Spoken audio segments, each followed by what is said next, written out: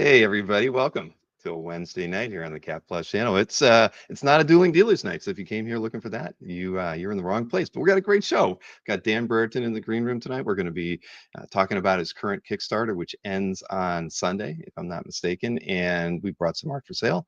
And thank you, Rich Donnelly. I see you hitting the like button already and early, so you're like number 10.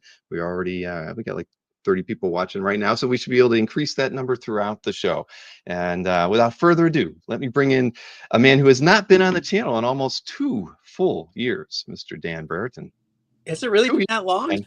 It's been that long. I looked back. It was like July of 2023 was the last time you and I did a show together. Yeah, okay, that sounds right. I thought it was I thought we did one in August or September of 2023, because we did one in March, and then maybe we did something to announce you going to OAX that year or something. But either way, it was summer. Yeah. It was definitely summer of 2023. Yeah. But it's been a while, and so much has happened since then. Yeah. So what's new in your world? I mean, yeah, you've it's 31 years of Nocturnals, but I mean, you got to have a lot of other things going on in your work and family life. Yeah, between work and family life, of other time for things. Oh, hold on a second. I get these. I have an alarm to tell me that I'm supposed to be talking to you right now. Thank you for that.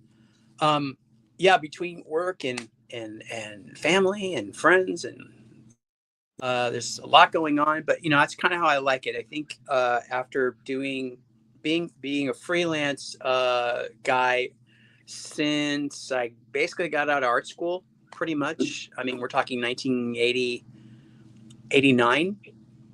That's just been my life, just juggling all these things as so many of us do. I'm pretty busy with my Patreon has been a constant since 2019. I have a great community of people that have grown since then. I share a lot of posts with them on what I'm working on in the studio. I do what I call process galleries, where I'm taking shots of things as I'm working on them, and so when I finish a piece, sometimes it's things that are not the general public are not supposed to see. There could be a freelance illustration job or something. And there are a few things I can't show them. Like I don't show my patrons the Magic the Gathering stuff that we know about, that we know I'm doing. Yes. Right. We all know what we're talking about there. Maybe not everybody, but I know what you're talking about. I'm not even sure what I can say about it. I am one of the artists working on the Magic the Gathering Marvel stuff. There, I said it. Is that bad? I don't know. There was a time when I couldn't even say that.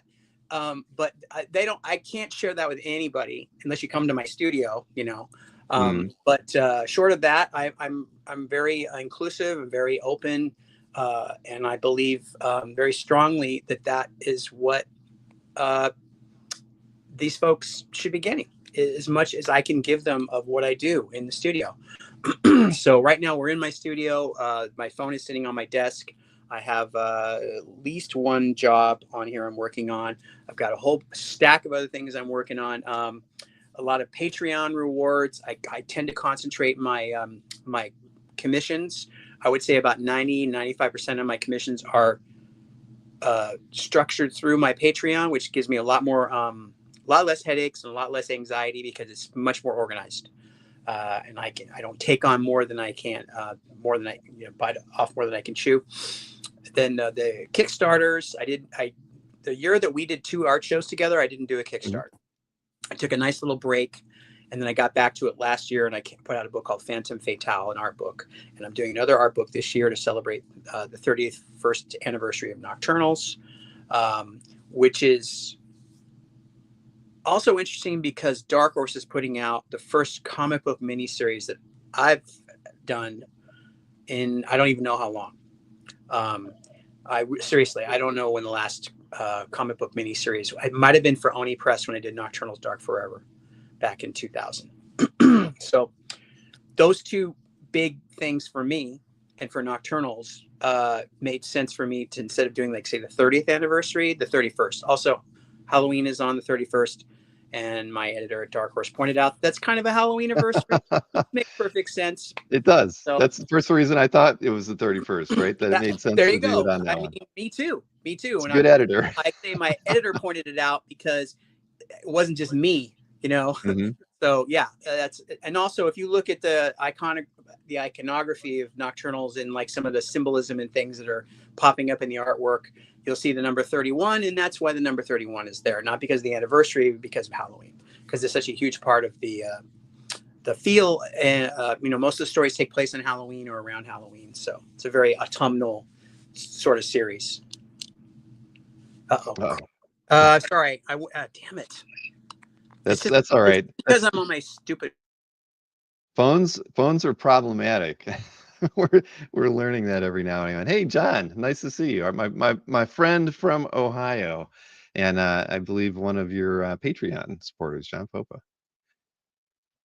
I don't know if Dan might have turned off his mic too, but hey, I should let everybody know while he's getting his phone back on here that we are doing a giveaway. Well, actually, 3 giveaways as a part of the show tonight, because we were kicking it around and we thought it would be fun to add something special to the audience that's tuned in. So I can show you what we'll be giving away and tell you how to go about doing that. I should probably turn it on before I show you the slide. But let's see here. Here it is. So tonight we are doing a giveaway for both a 6x8 illustration here that's done by Dan. I think it's entitled Succubus. I didn't put that on there, but also 2 copies of his Nocturnals book. And I think this is this one from a few years ago, but I know he's got 2 copies to give away tonight. So anybody who puts the hashtag Nocturnals into the chat this evening will be entered into the giveaway.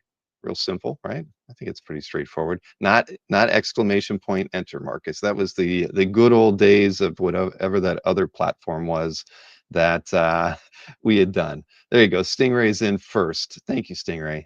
Just to help me reassure me that the hashtag is in fact working. All right, and Dan's back in here in the green room. I brought you back in. So technology, man. Sometimes it's working against all of us. Apologies for that. Yeah, so the succubus. Well, you know, it's just a form of a demon, Right. demon-esque. So when I do Kickstarters, one of the rewards I like to offer is a 6x8 drawing, and I tend to do quite a few of those. I usually do more than I need to do. And one of the reasons for that is because sometimes I do a drawing that I like a little bit more, so I kind of hang on to it. Maybe I put a little bit more work into it than some of the others, which is not always the plan. It just happens that way, and I kind of want a more fair balance. You know what I mean? So this was just, I don't know, for some reason this one just held back, and now someone's just gonna win it. So Yeah, for watching the show this evening. yeah, thank you. And in the book though, when was that book published? Which book? The one that we're doing in the giveaway today. Two Nocturnals copies. Legend. So Nocturnals Legend is sort of the 20-year art book. Well, it started out as like a 20-year retrospective art book. So that would have been 2014. I think we put it out in 2014. Steve Morger and I through Big Wow. It's 9x12. It's very thick, but it's not just an art book, because what I realized, what I wanted to do at that point was still tell nocturnal stories. I was still telling nocturnal stories. I was working on one at the time, the graphic novel, and I was really, my head was in their world. So rather than do a retrospective where I was talking about Nocturnals, I wanted the characters to be part of it. So really, all the text in the story is in their voices, and it's all epistolary, kind of like Dracula. Dracula's told with newspaper articles and journals and diaries and letters and things like that. And that's kind of how Nocturnals Legend is laid out. It's a lot of artwork, but their story and their lore and their legend is told by them. And that was really fun to do. So if you have this book and you read it, you'll get a much more sense of who they are. And there's actually some surprising little stories and anecdotes and things like that in lore that aren't going to be in any of the other stories. So I was able to kind of put some like a little, I think there's a few people's origin stories in there or something like that. So you almost have to have the book in order to kind of at least, I don't know, make the story a bit more complete. Yeah, it's a great companion.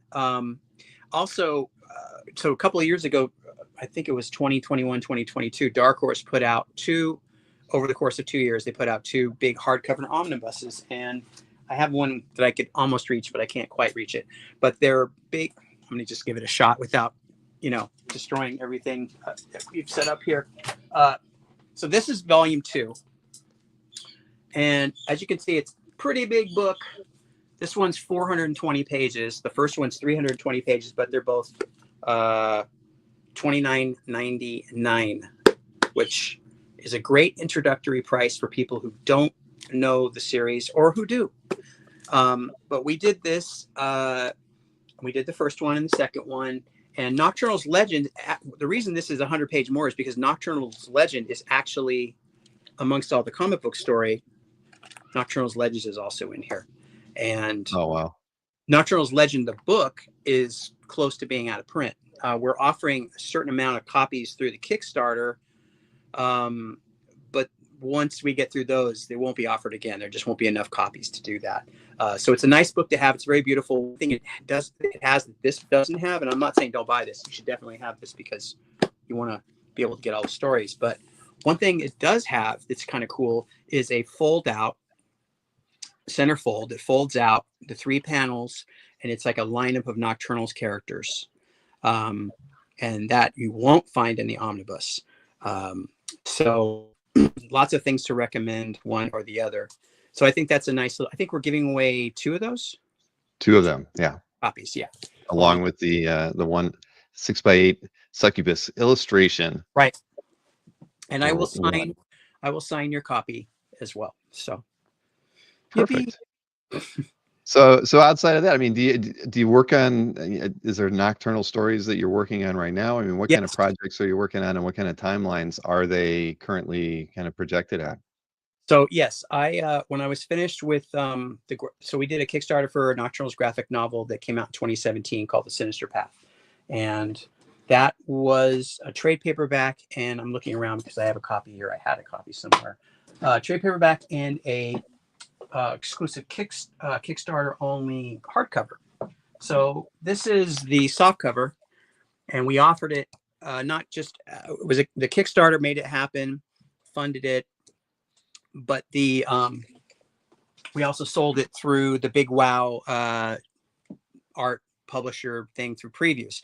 But we're such a small little store amongst all the other stuff that we just didn't reach the amount of people that we would have loved to have reached. And that's what's great about Dark Horse, is because Dark Horse was like, well, we want to put this out as a trade paperback again, because it's been, it's been what, 8 years. So actually longer than that. It's been 9 years. So what I asked them to do was, I said, can we put it out as a miniseries, floppy? And they said, yes, we could do that first. And I was excited about that.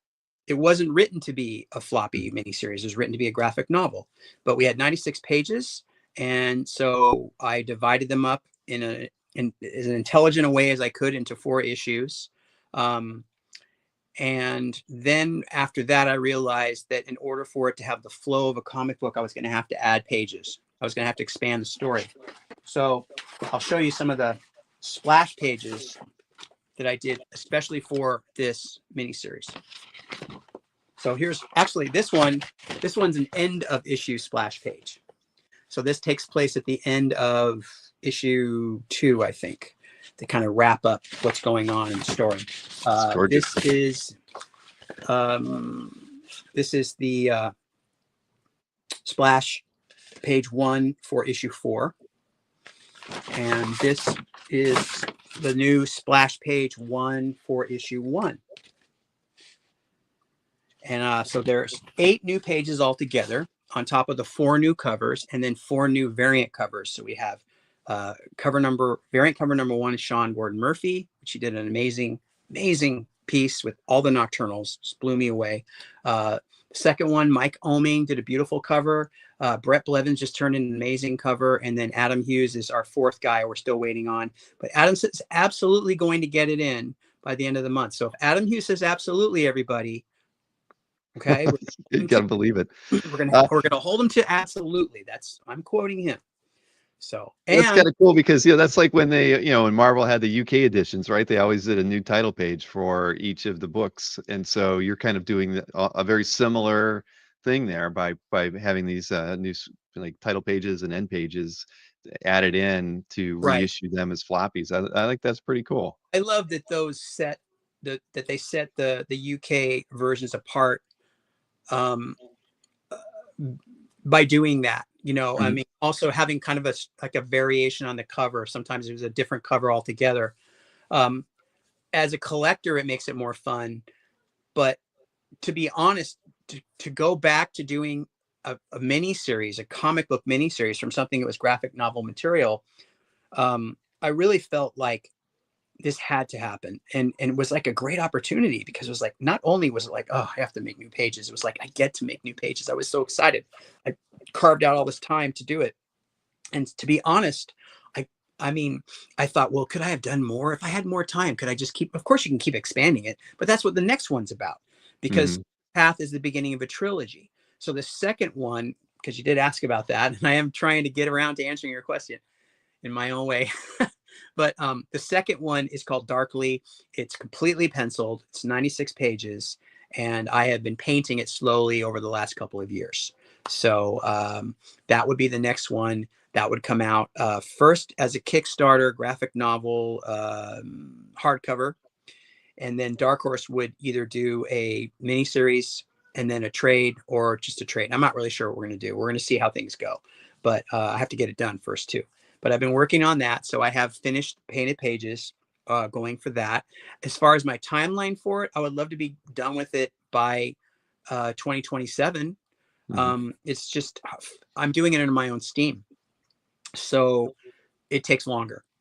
And also, so what I've been doing is I've come up with a slightly faster way of working, but still doing a painted book, which is just to add line, just do like line work, and then do the color over the with the line work, which makes things go a little faster. And it looks, and I asked, and I kind of tested it out on some of my friends and colleagues and said, "What do you think? Do you think this is?" And they said, "I love it. They think it works great." I was a sort of afraid of a blowback of like, why isn't this fully painted? But the idea of what is fully painted and what isn't fully painted in comics is a pretty gray area.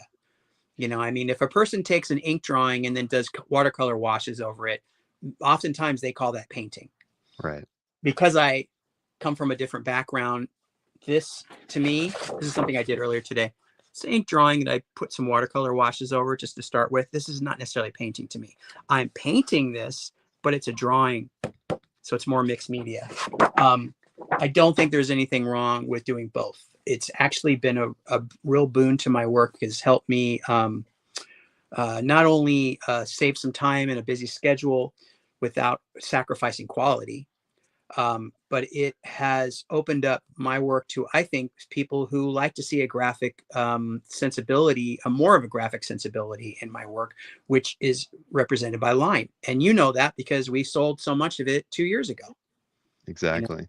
No, well, I really like that piece a lot. I mean, I feel like, even though you feel it isn't a painting, painting, it's more of an illustration, a mixed media right, piece.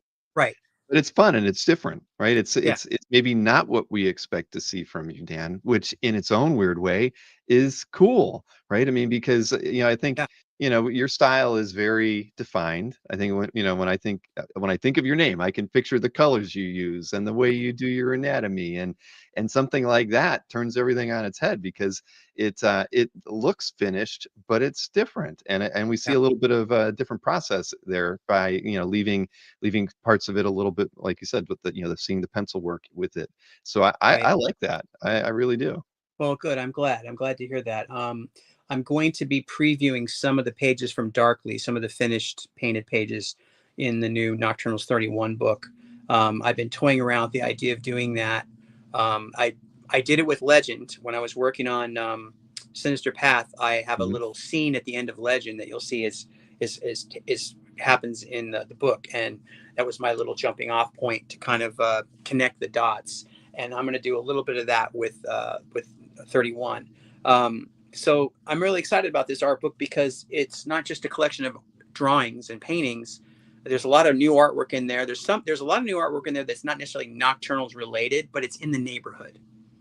And if you've seen some of the preview stuff that I sent you, so you know what I'm talking about. Yep. But there's also a section of what I call the Rogues Gallery of guest art. So there's a lot of artists whose work is going to be in there in one section. Bruce Timm, Tony DeZuniga did a gun witch that I found in my flat file. Alex Ross. Again, you might have some of that stuff to preview. And then there's another section that's the process gallery, where I kind of take you through some of the stages of the beginning to the finish of a cover piece or an interior piece, to get an idea. And I get a big kick out of seeing that stuff. And I know that there's a lot of people that love to see process. They love to see, they see something half finished. It's a curious kind of creature, a half finished painting, because the Gun Witch, that was someone asked me to do the Gun Witch as a steampunk character. That was one of my 8x10 watercolor rewards for the last Kickstarter. So if you back for a watercolor reward, you have some leeway in some of the things that we can do. So that was kind of fun to do. And it just threw me off. But the process gallery. I know that we had some of that. You mentioned the Alex Ross piece. Alex I Ross, wanted to cover that. Alex Ross piece. There's a couple of Alex Ross drawings in the book.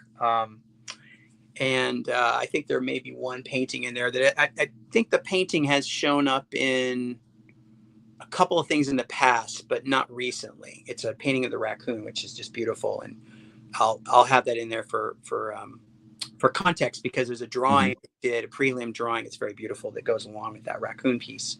Raccoon's one of the Nocturnals characters. So the process stuff is really cool because it's not finished, but you can kind of zero in on the components. There's Bruce Timm. So Bruce Timm did a pinup for the first trade paperback that collected Nocturnals Black Planet, which was the first miniseries from Malibu in 1995. And Oni Press collected it as a trade in the late 90s, and there were some pinups in there. So Bruce and I did a trade, and Bruce is kind of notorious for not always liking what he starts, or making lots of prelims for himself before he decides on what he wants to do. So this was one of his in a Jack Kirby style that he did. And I think there's 2 or 3 others by Bruce that are going to be in the book that I've never shown before, that are pretty awesome. The one he ended up doing has kind of a Jack Davis feel to it, which I love. But that one's been seen a couple of times in a couple of different things. That's one of the things I like about this book, is I'm pulling things out that haven't been used before, that I maybe even forgot I had. Not this one, but there's some other ones. And Zuniga, you mentioned. Yeah, there's Tony. That's nice. Yeah, it's just kind of amazing the things I find, because over the years you have friendships with people and you talk about things, or maybe I'll even say, hey, would you mind drawing one of my characters if I'm feeling goofy or whatever. And that's always fun. So there was a book that Dark Horse put out in late 90s called Witching Hour. Witching Hour is collected in the omnibus, but there's a pinup gallery that's never been collected. It's in this special. And so I just recently got all the archives from Dark Horse for that book, which means I can put those pinups in there. Paul Smith, Jay Stevens, quite a few other people. Steve Purcell did a beautiful piece in another book that was a back cover that's never been published again. And he just recently unearthed this beautiful gouache piece that he did and sent me. So I'm really excited to have all this stuff in there. And my artwork too. Right. You mentioned Sean Murphy, this piece right here. That's beautiful. So it'll appear, his piece will appear in black and white. And obviously it's been colored for the mini series, but I'm showing it in black and white. And also we're offering 3 Giclée, high-end Giclée prints that are 14 by 20.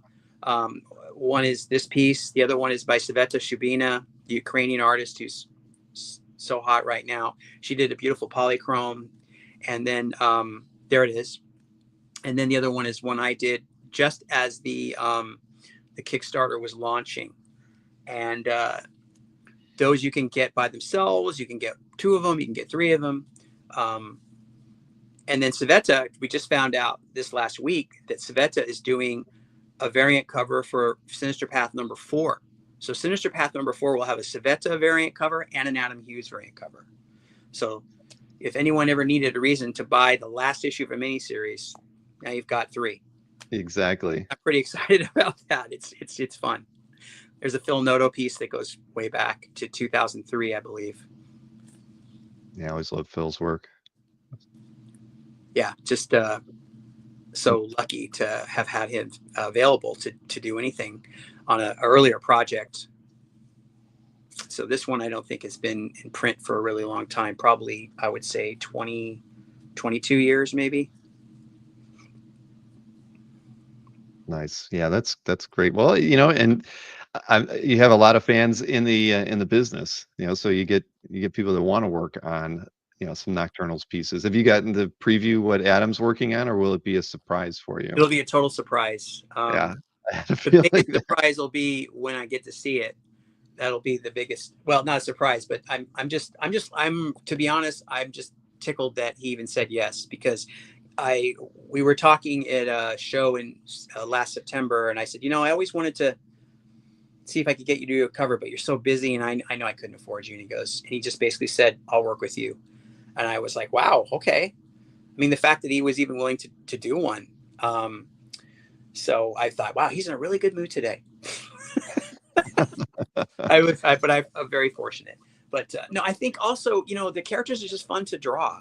I mean, I know I enjoy drawing them and putting them through their paces in a story, or doing pieces here and there. I mean, I've done so many different commission pieces and personal things over the years that filling an art book was never an issue. It was never a problem.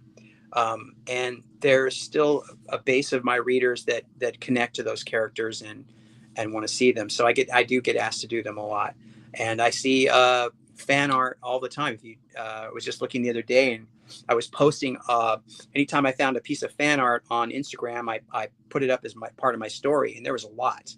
And I only spent like 10 minutes looking, and there was a bunch of stuff. And that, I mean, there's lots of creators that can say that, obviously. There's Right. any number of fan art pieces out there. But I think for me, the stuff is really personal to me. I mean, I turned down Disney years ago because I didn't want to see Nocturnals go through the Disney machine. No offense to Disney, but I knew it would come out probably unrecognizable. And that's why I don't get too crestfallen when like a movie deal or interest in it from a point of view of a movie or animation or streaming, whatever, if it doesn't happen, because there'll be all this excitement, and then you get excited and nothing happens. So I've been very chill about that. And because it is like it's like working a gold claim. It's like panning for gold. You could work that claim for years and see nothing. So what I decided a long time ago was just to concentrate on the things I could control, which were the book and the characters and my end of things, because that's the most important part of it. It's not about whether or not you get a show on Netflix. It's about my relationship to the story and the characters and keeping it going. So I'm happy doing that. I get it. It's a personal project. I mean, 31 years is a long time to do to do something that you love, and to take the care in it that you've had to do, for the last few years, and like the current project, all that, you gotta make it the way you want it to be. And clearly, you've had that control, and that's good. If Disney took it, it'd be like Scooby and the Gang or something like that. You never know where they would take. Look what I mean. Wednesday is a hit show on Netflix, but my idea of Wednesday Addams is not that show. And, that makes me an old codger, It does, but that's okay. But yeah, and that's fine. But like, I just don't want to see that happen with Eve, because Eve needs to stay a kid. That's the stories I want to tell her about a kid in this world of monsters and Halloween and crime and all this kind of stuff, because that's what's interesting to me, is her seeing it through her eyes and watching her grow, but not past a certain. I mean, I kind of want to keep her 12 as long as I can. You know what I mean? Sure. Oh yeah. And there's people who who they're kind of down with it. And occasionally there's people like, oh, you're ever going to grow her up. And I was like, well, what's the point? You know, I mean, then I could do that, you know, but at this point in time, I have no interest in doing that any more than I have in making the Gun Witch giving him a speaking role. Just not going to happen. Right. No, I get that. And I saw there's a question in the chat. Gu was asking, is there a giveaway tonight? Yeah, I can remind everybody who's kind of Yes. come in. Since we first showed the slide, you just put a hashtag Nocturnals into the chat and you'll be entered into the giveaway. There are 40 people entered into it already. And there's 80 people watching the show. So I don't know what the other 40 people are waiting on. They should just, it's your You're chance just making it easier for the other people.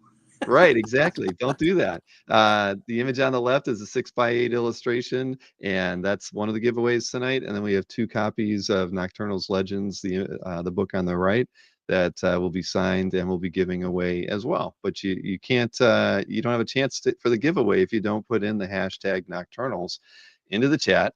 And yeah, and what we decided we would do the drawing it when we get to about like the midway point of the art. We have 24 pieces, so maybe lot 12 is done. We'll go ahead and do the giveaway right in the middle there. And so yeah, so you got to hang out. When we strike the 13th hour, we'll do the giveaway. That's right. Also, I'm sorry, I didn't mean to step over what you said, Bill, but I was going to say just real quick is that just to mention that the Nocturnals Legend book is a 9x12 hardcover, and it's many pages. So it's a pretty, once you're done reading it, it will hold down any number of papers quite well. What you could do is you could put it with those big artist editions and then keep them from flying away by putting it on top. You have to watch that. Yeah, those. I've got a few artist editions, and they tend to sit between the bookshelves because they can't fit on anything. Yeah, exactly. I've got 7 of them. Yeah, and I that's where they're at. There's a bookshelf here and one right there, and you can see them right there. I tell people it's better to pack them in really well if they're going to be upright, or stack them flat, because the bindings aren't strong enough to hold the weight over time, and so the binding can get skewed. So try and, if you can, I keep mine in the cardboard they came in, and I keep them flat like this on top of a shelf. It's not pretty, but it saves the books. Right. And then I decided that I might have to stop buying them because they start to look like a piece of furniture in your room after a while. Yeah, you can only have so many coffee table books, but it's a coffee table. It's a book. I mean, it's coffee table books that will make up a coffee table after a while. So you have to 7 or 8. Yeah, you have at least an end table. All right, and see, that helped. Now we're at 53. That's all we had to do was remind everybody about it. So thank you, Dave Carlin. Nice to see you in the chat. But yeah, here, let's throw the link to the Kickstarter into the chat. It is in the show description, so it's real easy to get to. Anybody who's watching the show tonight, or who happens upon the show later this evening after we're done, or tomorrow, and anytime in the future, the Kickstarter link is in the show description, and it's in the chat here. And I asked you about doing a panel with us this weekend on Comic Art Live, but the Kickstarter does end on Sunday, so it made a lot more sense to try to do something a little bit earlier. So I'm glad we could work this out for a Wednesday evening. Yeah, thanks for fitting me in. I really appreciate it. No, it's my pleasure. And there's plenty of art rewards. I have I might as well show the screen for the Kickstarter as well. So it's already fully funded, which is great. You got a lot of backers on it already. 4 days to go, and yeah, I mean, I think again, anytime that there's art giveaways, because a lot of these projects come around, and there's sometimes art giveaways, sometimes not. So it's hard for us to kind of pick and choose which Kickstarters are we want to like show off, right? And yours is kind of perfect because it has art giveaways in it, and it's all about art to begin with, and it's art we're all familiar with. You've been on the channel. There's a lot of your artwork in collections on CAF, and yeah, I mean, this is a project that I think most art collectors can get behind. So as you can see there, these 2 pieces are going to be randomly inserted into an art portfolio. So 2 art portfolios out of the ones that we are offering on Kickstarter, 2 of the editions. One will be in one and one will be in the other, and it'll be random, just like what we're doing here. And I did it last year with Phantom Fatale, and it went really well. And these ones I did specifically, I did the pieces of art specifically for the giveaway. They will also be in the book. I really enjoy doing that because it's just fun. I mean, you know, I mean, who doesn't like to have a chance to win a piece of art? You know, Oh yeah. it's, you know, and so doing that for the Kickstarter. Also, I offered, one of the things I've offered is a small head, what I call a remark, but it's not inside the book. It's kind of hard logistically to make sure that there's a drawing in the copies, because sometimes as the copies are being moved through fulfillment, maybe a copy that doesn't have a drawing in it will be grabbed by mistake. And then someone goes, Hmm. hey, I paid for a thing and I didn't get it. When you're dealing with 300 plus 3, 4, 5, 600 people, you can get lost in the shuffle. So what I do is I do them separately on a little printed card. So you can see on either side is the back of the card that is signed. It says Nocturnals with the artwork that's printed, and the other side is a drawn head drawing, which are the 4 in the middle. So those are just samples. So you can add that to your pledge, but I'm also going to do a couple of dozen just random remarks inside a couple of dozen books. This way, some, you know, 20 some odd people are going to get a remark, but no one's going to be disappointed that they paid for one and didn't get it. Do you see what I'm saying? That makes Sure. it easier for me to go and do, because I like doing stuff like that, but I don't like it when people don't get what they paid for. And occasionally that happens. That's why I decided a couple of projects back to sign every book. So when the books come on the you know, when they come in on the truck and they're pallets, you know, usually it's 3 pallets of books. Uh, when the books come, I think last time we got them all in 1 pallet, but I signed them all. I opened them all up and I signed them all, because if I say that it's going to be signed, I want every book to be signed. And so it's just one of those things where we just try and make sure that people are happy, and then that you don't come away from one of my Kickstarters feeling like I didn't know what I was doing, or I was kind of a piker at it. Because this is like I'm in my teens as far as how many I've been involved with, either run myself or done in tandem with other people. Uh, Hmm. and I really enjoy doing it. Kickstarter makes little leaps, and they make leaps and jumps every time there's a new campaign for me. I notice some new thing that they're doing, which is helpful.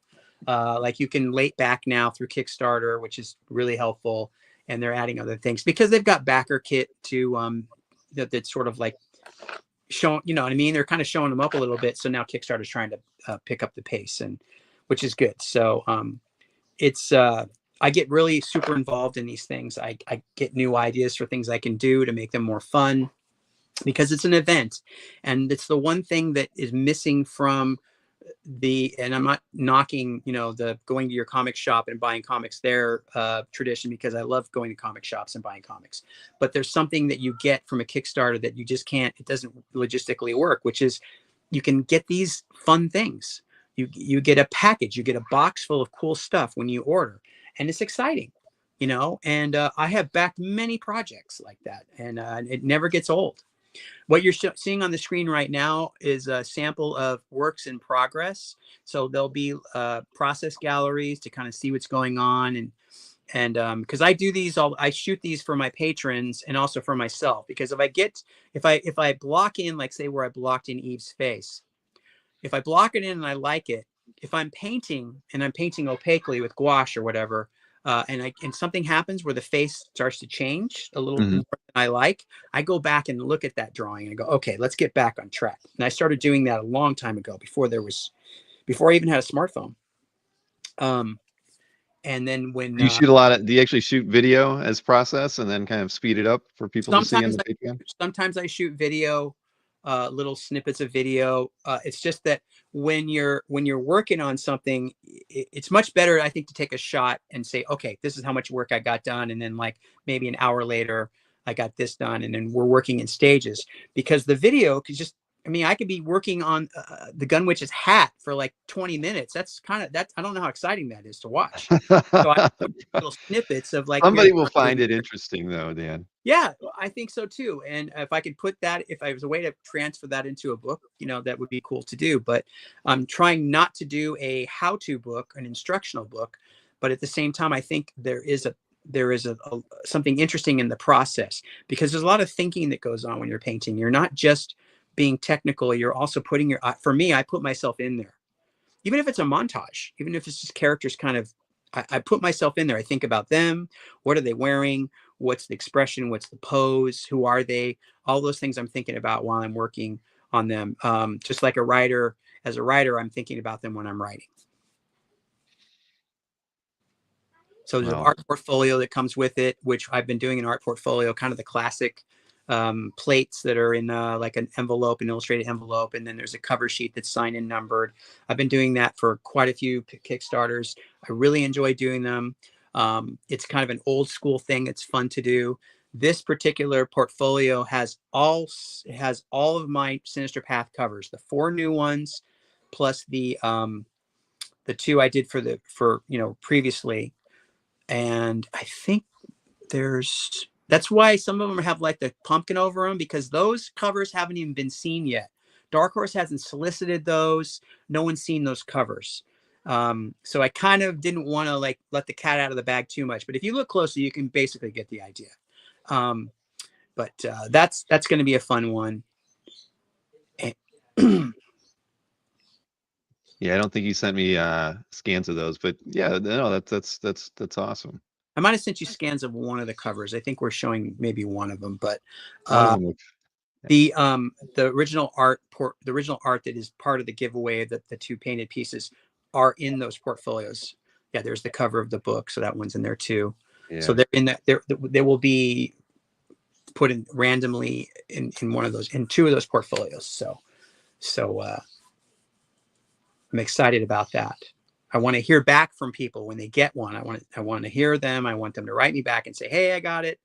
What you're looking at here are various examples of the 6x8 drawings that I do for the also for Kickstarters. I've got a lot of those. I have so many of those that have accrued over the years from different projects that Morgan and I are talking about doing a sketchbook of them.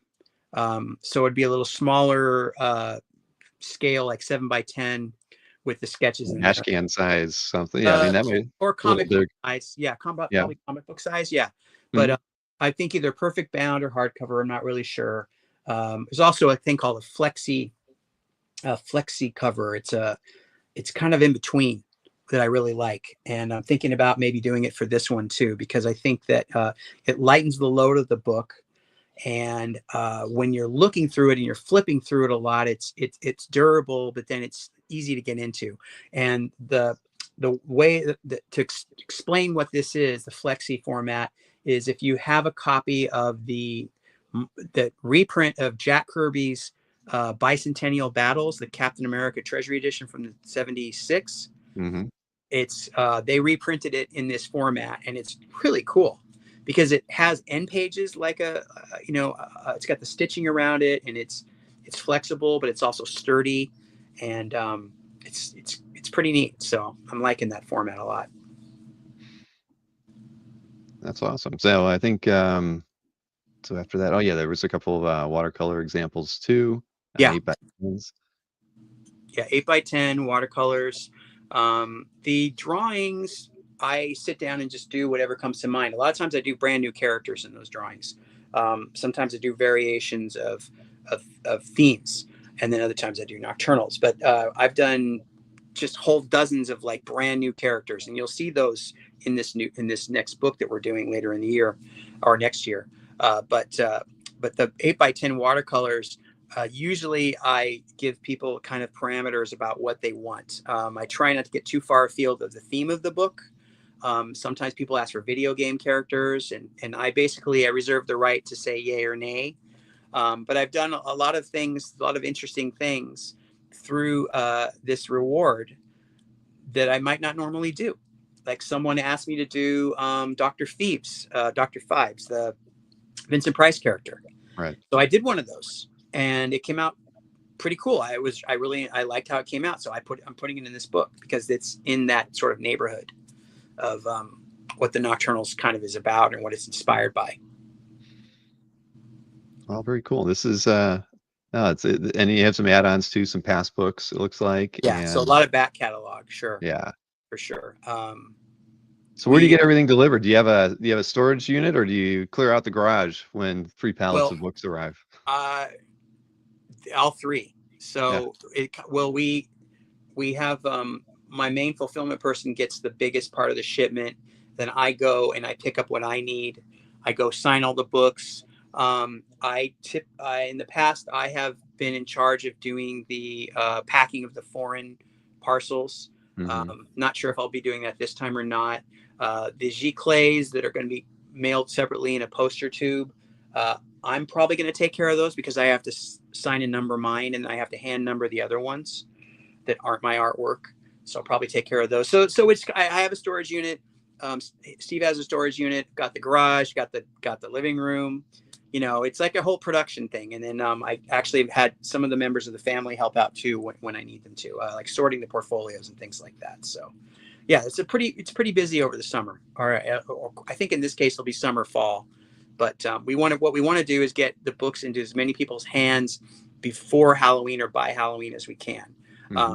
We always give ourselves leeway. Like if you look, it says expected delivery date is December December. 2025, but we really are shooting for fall. December is our grace, you know. Well, that's a wise way to approach it.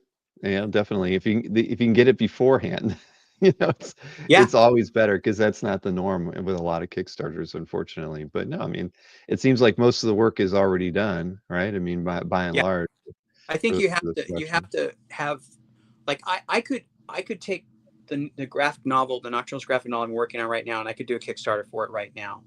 But it's much better if I have most of it done before we launch. Like I'd say, like most of the artwork done, and then we run the Kickstarter, and the covers are done and the artwork's done, and then after we run the Kickstarter, then I would sit down and I would write the dialogue, the final dialogue. I'd have it lettered.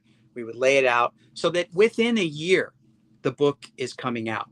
Because I don't like going past a year. I don't like going into the next year. Sometimes it happens. Sometimes it's like sometimes maybe a book will not find its way to where it's supposed to go, and then we send a new one out, you know, and then sometimes it goes past, but generally speaking, we do it in the fall, and try and get it done before the end of the year, and it keeps it nice and tidy and organized.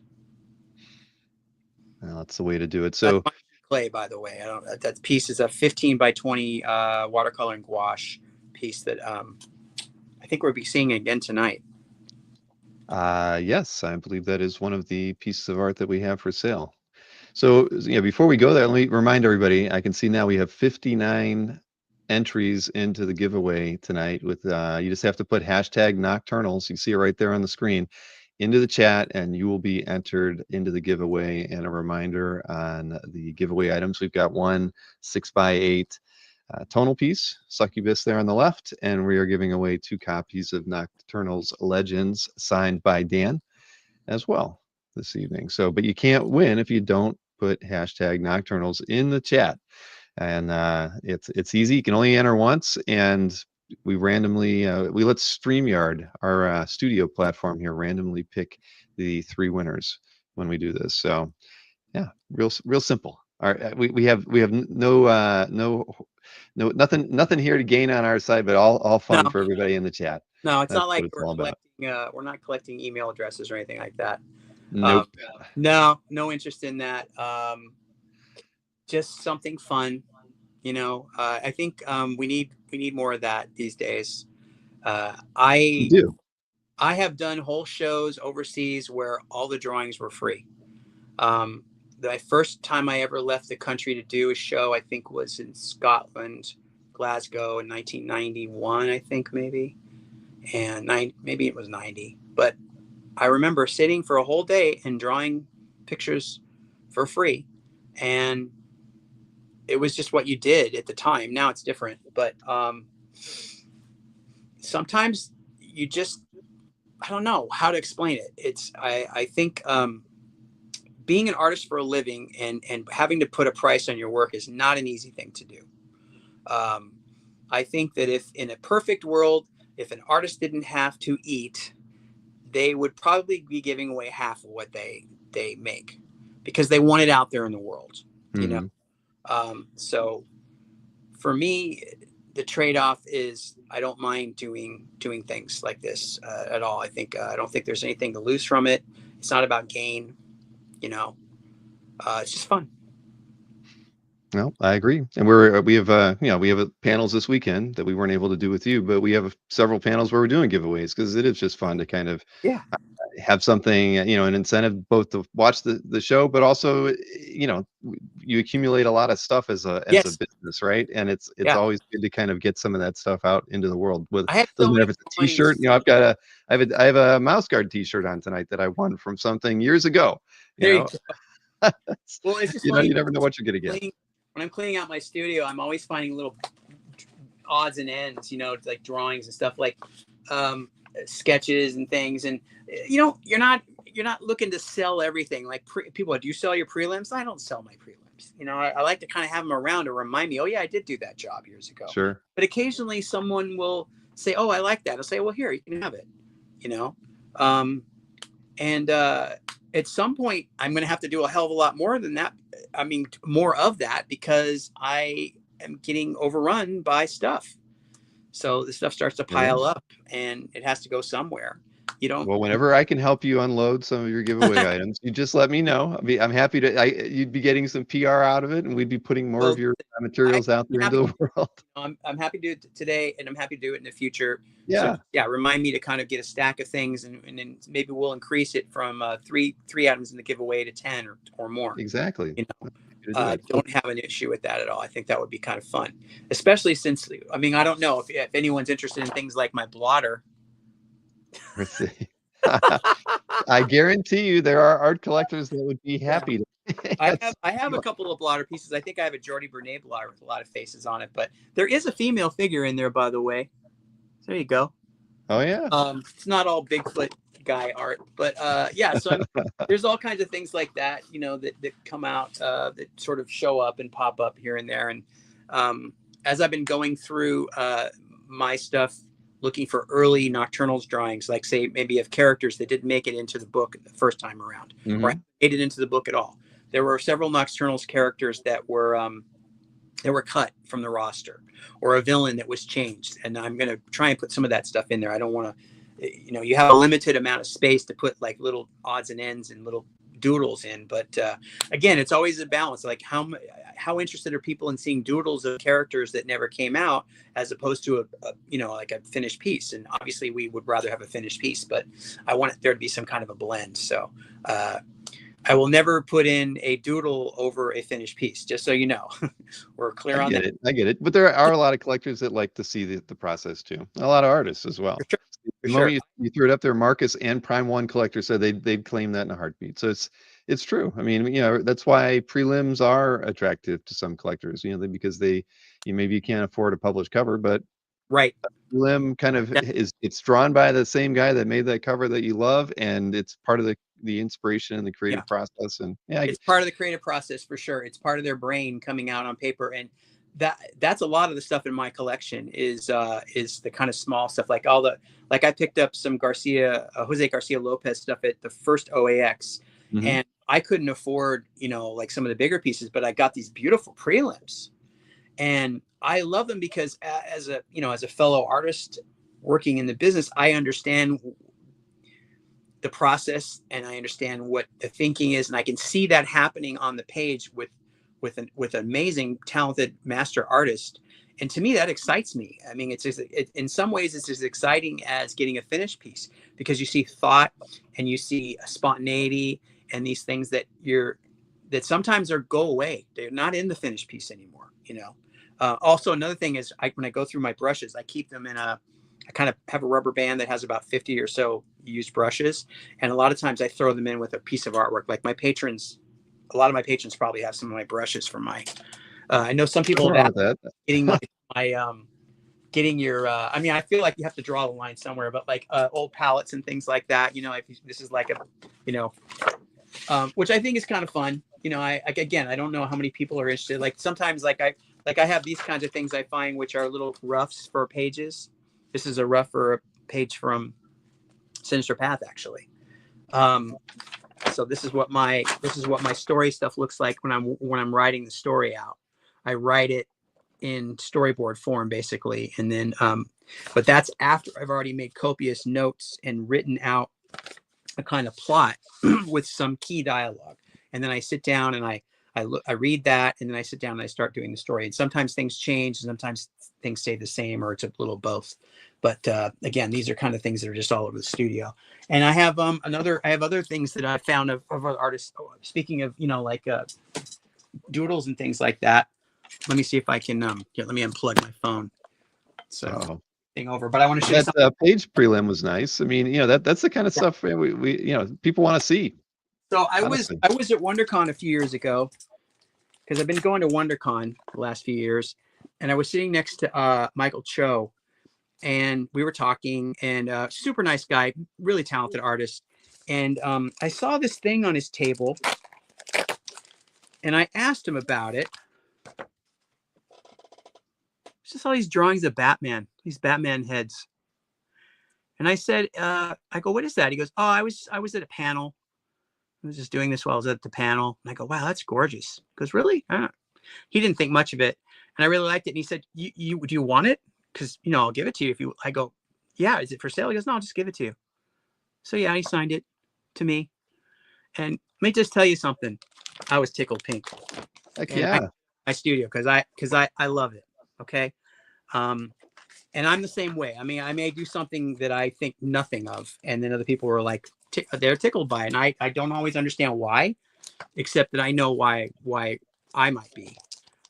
Exactly. Well, like When I, Marcus said, Toth. I mean, we've seen Toth doodles of Batman over time. I mean, you can see so you see Mhm. something like that, and it's that same kind of I don't know, inspiration, and there's some creativity Yeah, there. And even though yeah, he was, he's in a panel and thinking of other things, he's drawing Batman while he's yeah. there. That's He's drawing great. the structure of drawing, and I understand that too, because drawing Batman's head is kind of an exercise in itself, the structure of it and how you can vary the structure and the lighting of the mask and the ears and all that kind of stuff. Because I drew I can say I drew lots of Batman, uh, Hmm.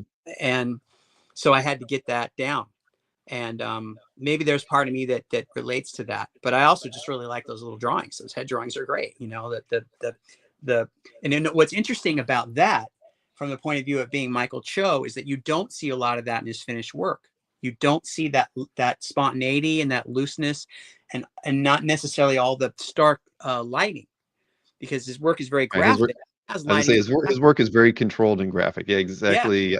I love it, but I know exactly what you're meaning. You If don't I said see. that to the average person, and you Right. couldn't see his name, would you know it was him? I don't know, because it has almost the Steve Rude kind of feel to it. Except Steve, I don't even Steve if Steve gets that raw with his stuff. But you were mentioning Alex Toth, and that's one of those artists that I'm chasing, that I would like to get some of these little doodles and prelims from. And I saw a bunch of them on eBay not that long ago, but I suspect they are all counterfeit. Uh, So be careful. there are a lot out there, though. I mean, that are legit. I know. I know. Well, And they're sure, but small. the reason that I came to this conclusion was that there were some drawings um, that were like that. In other words, it would be like a 8.5 by 11 sheet, and with lots of heads drawn on them. Hmm. And one of them had a torn top, like it was torn off. And I was like, I have never seen a piece of Toth artwork that had a tear, like he had torn something off. I think he would have trimmed it, or he would have kept it nice and clean. That was one. The other thing was, there were 2 or 3 drawings that I saw being sold as doodles and from some other dealer. So the same drawing had been moved off of one doodle and put onto this other doodle with another drawing from another doodle. So they had been traced over or redrawn by someone. And I was like, wow, I don't think these are real. I think these are counterfeit. They And may not be. and There's a they're like lot of it out there. $3. Yeah, so you have to be really careful. I've seen a counterfeit. I saw someone tried to pass off one of my Nocturnals cover paintings as a. I couldn't believe that Heritage put it up there, because it was obviously an amateur effort at trying to copy one of my pieces. They had it up there as being by me, and I think it even sold. And I and then they were trying to someone was trying to sell it again or something. People, things change hands. And I finally wrote to him. I said, listen, this is not me. That's not, how can you think that you've sold my work for years? How can you not know? You know? Yeah, well, it's I think auction houses put a lot of faith, a lot of trust in their consigners, sometimes Yeah, unwarranted, and sometimes consigners pick up stuff that they aren't, they don't know that they sure, didn't buy sure. legit too. So No, it's it's true. tough. I feel like, but you have to kind of just try and be a little more discerning, Yeah, uh, and I think most of the time people are. But it is interesting to see that when your work is counterfeited and someone's trying to pass it off as their own, and it's not even close. And it also, I think it's kind of funny actually. Um, I but get it. There's a lot of that out there today. But did you see? Well, actually, you can't see the chat, right? So I'll no, highlight that Jill Loudon and Casey popped into the chat, and they said hi, and they're wondering, they're both hoping that they could buy a brush from you, or they're hoping that Mark oh, can buy oh, of brushes course. So because next they time, both I'll, don't have I'll brushes they're from both you. members of my Patreon, and they have been Yes. for years. So I, I will make sure that you get lots. I'll get you a whole set of brushes, a whole set of messed up brushes that where the bristles don't look so. How about like this one here? I don't. How about that one's? Look at that's pretty bad. That's been I through don't a few remember battles. the last time I used that brush. I'll It's send kind some. of a dark phoenix color too, I Yeah, have to yeah. say. Look at this one. This one's had it. But yeah, Yeah, I think I've seen that hair on a Muppet once I before. probably yeah. I mean, I may have even painted some of the things that they've gotten from me with this brush. Who knows? Um, yeah, I'm hard on my brushes, but I'm also somewhat. I mean, this one has dried paint on it. Okay, I don't know if you can see. It's hard to find the. There's There you go. actual dry. Now, I think the reason I keep this one around is because it's good for doing textures. Because of the fact that there's bristles stuck together, you might be able to get an effect or something like that. But it is pretty funny. Oh man. Well, hey, let's show some art for sale. And Yep. I want to remind everybody about the giveaway too. I don't let me see how many people are in it now. 70 people are in the giveaway. We have just over 100 people watching right now. Okay. And I'll Hashtag remind Nocturnals. exactly. I'm going to show that on the screen one more time. Hashtag Nocturnals. You just type that in the chat, hit enter, and you will be entered into the giveaway. I saw we have one person from Facebook whose comment I highlighted earlier also is in the giveaway. You don't have to just be on YouTube to enter the giveaway. You can do it from Facebook as Right. well. So the image on the left, 6x8, tonal piece by Dan, and then on the right, we're going to give away 2 copies of Nocturnals Legends signed by Dan as well. So, but you can't win if you don't put your hashtag in the in the I'll tell chat. you what, Bill. I'll tell you what. I'll Mhm. sweeten the pot. Okay. And if this doesn't get everybody in on it, I will do a little remark head drawing sketch in each of the Nocturnals Legends books. Okay. Shoot, So I got to figure out how to get in on this.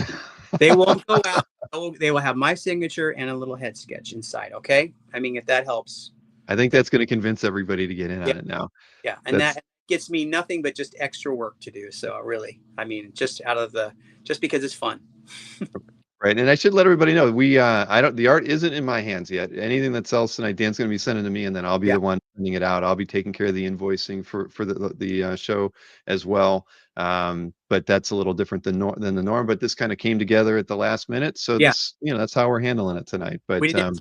And some of the pieces that I did are kind of new and they kind of need to stay in the studio for now. But mhm, another thing is Casey and Jill can vouch for the fact that I pack well. So that is true. Every time you sent me batches of art, they've always come in absolutely perfect.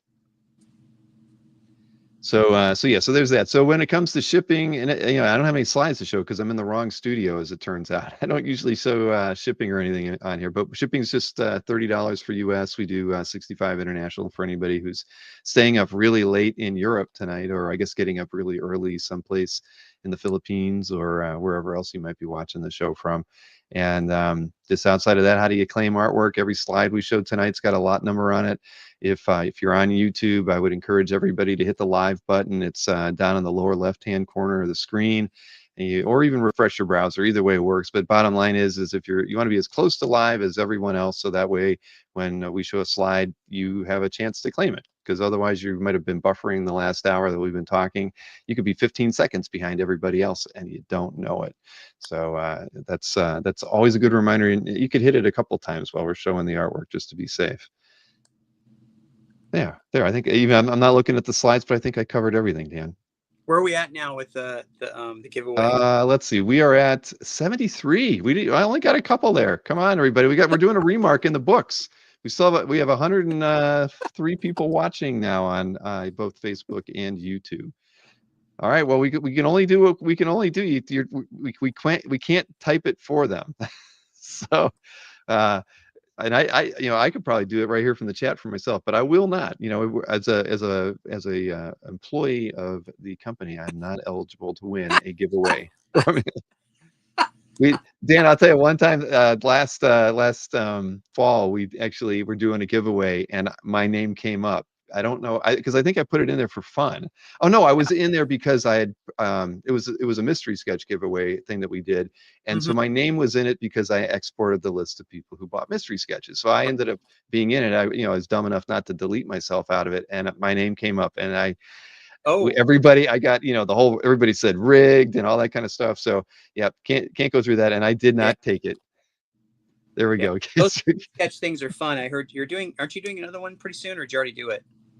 The mystery sketch is actually going on right now. Yeah. Oh, And cool. Cool. trust me, man, I appreciate, we've just been, things have been kind of hectic around here, as you know. Yeah. But we'd love to get you back to do mystery Yeah. sketches maybe in the fall. And that Yeah, might that would be be, great. That would be yeah. perfect to do it for sure. Yeah. Yeah, they're fun, right? I mean, at the end of the Yeah. day, it's like you said, sometimes you get a character that you haven't worked on before, and Yeah. you never know. I don't know why it's fun to give away art because this is a weird thing for someone to say whose whole livelihood depends on the opposite, but when you can do something like that, it's just, I don't know. I like it. The only thing I will say is when you give someone a sketch and then they turn around and put it up on eBay, that really, really bums you out. That's the only thing I'll say is when a generosity or a gift is Oh yeah. No, you is never give shown, away, never that let go of gifts. that could really hurt you, and it Hmm. really it gets you in a lot of different places. It gets you like in your ego, in your faith in your fellow man. So, but this is not that group. This is not that group. No, no, it is not.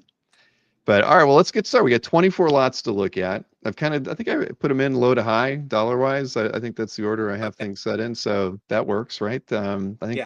one slide has a little bit of nudity, but that's okay. We like Oh. that.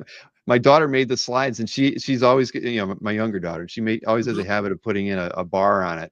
And I Okay. saw that, and I didn't even go and ask her. I just went in and I edited it and I took the bar off. Oh, So there we okay. go. Yeah. It's probably tasteful, I'm sure. Oh, it's totally tasteful. That's why, Yeah. but it's just, it's what we do here usually. So, Yeah.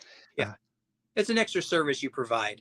exactly, exactly. But it's after 10 o'clock here on the Yeah. East Coast, 7 o'clock over there on the West Coast. So nothing, we don't need to censor anything. So, No. let's go ahead. We'll just dive into the first piece. This was the 6x9 piece that you did called Trick or Treaters. Just, something for fun. Love it. It's in color. And, Six by I think it's no, a six. 6x8. I'm sorry. Yeah. Did we mistype that? 6x8. To shave an inch off Yeah. of that one. Yeah. Yeah. Well, So we don't want to. that was done a couple of years ago for my friend Gilbert, who's a designer and an artist. He helps put together my books. He did a Noctober for Inktober where he Ah, did 31 days of Nocturnals characters. And I thought, well, if you're doing it, I'll do it too. So this was one of my Noctober drawings. And I really like this one. I think it's been in one of the art books, the Trick or Treaters. That was my first costume when I was not even 2 years old. I was a devil for Halloween. not even 2 years old. I know you didn't pick that one out 23 yourself months, then. 23 months. And there's a whole story behind that. And it was traumatic, but it was also kind of special. Well, one of my favorite photos of my brother and I when we were about 5 or 6 years old was a trick or treating photo, and I was dressed up as Superman. I don't know why, I'm not a DC guy, but I was dressed up as Superman, and my brother was dressed up as the devil, and he embodied that kind of spirit all throughout his entire life. It was perfect. I should have that thing framed on my wall because it's truth and justice Yeah. and the devil. Yeah. Yeah. Well, I mean, your parents, I don't know who picked those costumes, but they chose Yeah, wisely. they did. Yeah, so we were stereotyped early and perfectly. So Stingray says I'm a secret DC lover. Yeah. As the story goes, my mom had me in the devil costume and everything was fine. And so I looked in the mirror and saw that she had drawn a pencil thin Mephistophelian mustache on me. And she said, that's when you started to cry inconsolably. It was the mustache. And she had to take it off. And that was Wow. the beginning of other strange things that happened that night. I guess we went to my grandmother's house because she lived nearby with my aunts who were teenagers at the time. And we went to their house, and in the driveway were three hags, witches with hats and black and ugly faces over a steaming cauldron. And they had these high-pitched, squeaky witch voices, and they were telling me they were going to put me in the pot and cook me and all this stuff. And I just started bawling. I was terrified. And then they started talking to me in their normal voices to let me know it was okay. And it was, and boy, that just really did something to me. I mean, I I don't look at imagine. horror now or anything like that. It's kind of a fun story, but I do Hmm. remember pieces of it because of that, because it was Sure. traumatic. I remember it, and which is a weird thing that you can remember something from before you were 2 years old. But I think it just had such an impact on my life, and it reminds me of a story Gene Colan told about how when he was 5 years old in 1931, his dad took him to the movies to see this film called Frankenstein. And imagine Frankenstein in 1931. Anyone seeing it is seeing something they've never seen before. But to be 5 years old, it just put the spin on his head for years and years and years. He said he couldn't go to someone's house without checking all the closets and under the beds and stuff. And it was a whole thing of like a nightly thing of checking for Frankenstein's monster. And I so relate to that because we were both kind of known as, he's known as the Tomb of Dracula guy and Hmm. like monsters and everything. But then we had these traumatic things happen to us as kids. And I think part of what makes me a monster kid is the making friends with the monsters, if that makes sense. So anyway. Well, that's well, I guess it kind of worked out at Halloween. The Yeah, it three, worked out. It definitely yeah, worked. they tried to make friends with you after they scared you to death. Well, that's the thing about drawing monsters is the ones that you draw are your monsters. So There you go. Winter Pal says she watched horror as a kid too, and her parents could not stop her. Well, that's we I all, couldn't watch. Yeah, that yeah, there wasn't was me. always the Friday night, after the news was over, we had in Cleveland, we had a horror show, and then Saturday morning you woke up and you got to watch Frankenstein and the Werewolf, sometimes with the uh, Laurel and Hardy, or Right. weird, kind of stuff like that, but it was always fun. Yeah. Um, so here you have a grayscale piece for lot 2 from Lavidia, 11 by 14. This is at $600. These are fun. We've seen a lot of these, in the past when we did those sales shows with you. These were always nice pieces. Yeah, Lavidia was a character I was drawing here and there, and someone asked me, "Who is this character?" And I thought, "Oh, okay." So then I kind of added her to the Nocturnals world. She hasn't shown up in the books yet, but she's definitely a character in the Nocturnals world, and I like the name, the title Lavidia. Seemed like a good cool girl name, and I started Definitely. with her before. Yep. And John Popa, who is in the Cleveland area, knows Big Chuck and Little John was the Friday night shows. Houlihan and Big Chuck as well, and Superhost on Saturday mornings. But Abbott and Costello, those were the classic, Yeah. crossovers Yeah, of I the. think that was the only Universal Monsters film I saw as a kid was Abbott and Costello Meet Frankenstein that has the Mhm. Bela Lugosi and Lon Chaney Jr. and not Karloff, but the other fella. His name is escaping me. Who played Frankenstein? Um, Oh, yeah. Come on, Shoot. it wasn't Karloff. It was the other fellow who played Frankenstein. I can't remember his name, but Somebody in the chat will get it for us. yeah, someone will throw it out there. John knows. John's on my Patreon too, by the way.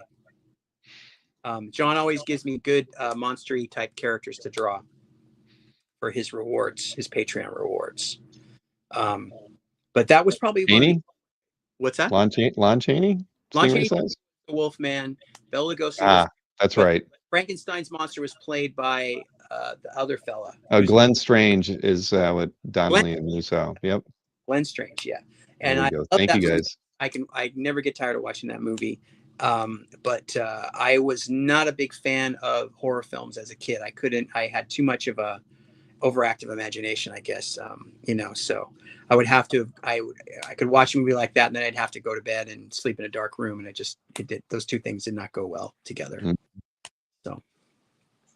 All right. Well, this is lot 2. Lot 3, a little bit of color. This is kind of colorful. Yandu. Yeah. This is on 11 by 14, $650 for this one. Straight out of Always, 1975. yeah. That was my favorite of all the Guardians. I love following the Guardians of the Galaxy as they went from one title, like they would show up in the Defenders, they'd be over here in Marvel Team Up, and never had their own title, but I would follow them as a kid, and Yondu was always my favorite.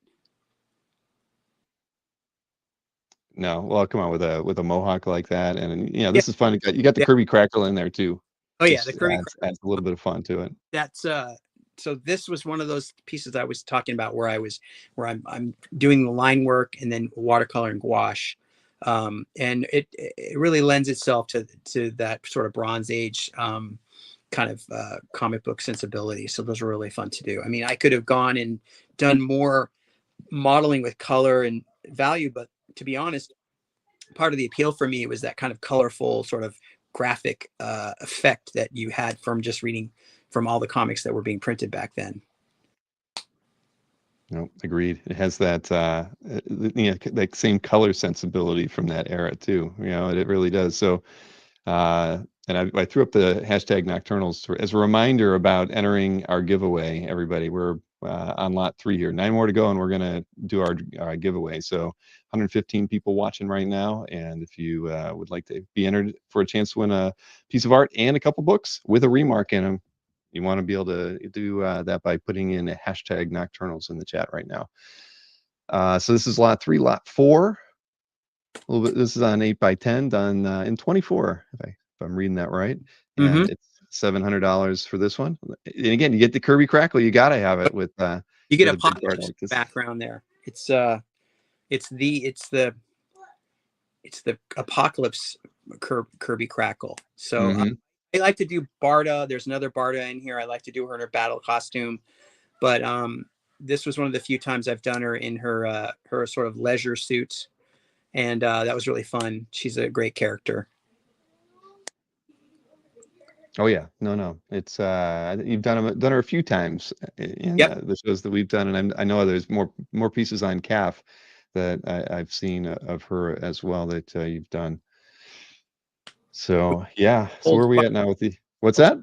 We probably sold quite a few of those from our past art shows, and because I think I might have done 3 or 4 Bardas over the course of 2 shows. And then the one that's on here, I actually finished, I think yesterday. It was something that was, it was in the middle of being done for a while. And then I finally sat down and finished it so I could send it off to you. And you sent it in, today, I believe. So it's a late edition. Now, let's see. Lot 5 is the one that my daughter originally censored, but we have uncensored it for all the viewers this evening. This is a wood nymph on 8 by 10.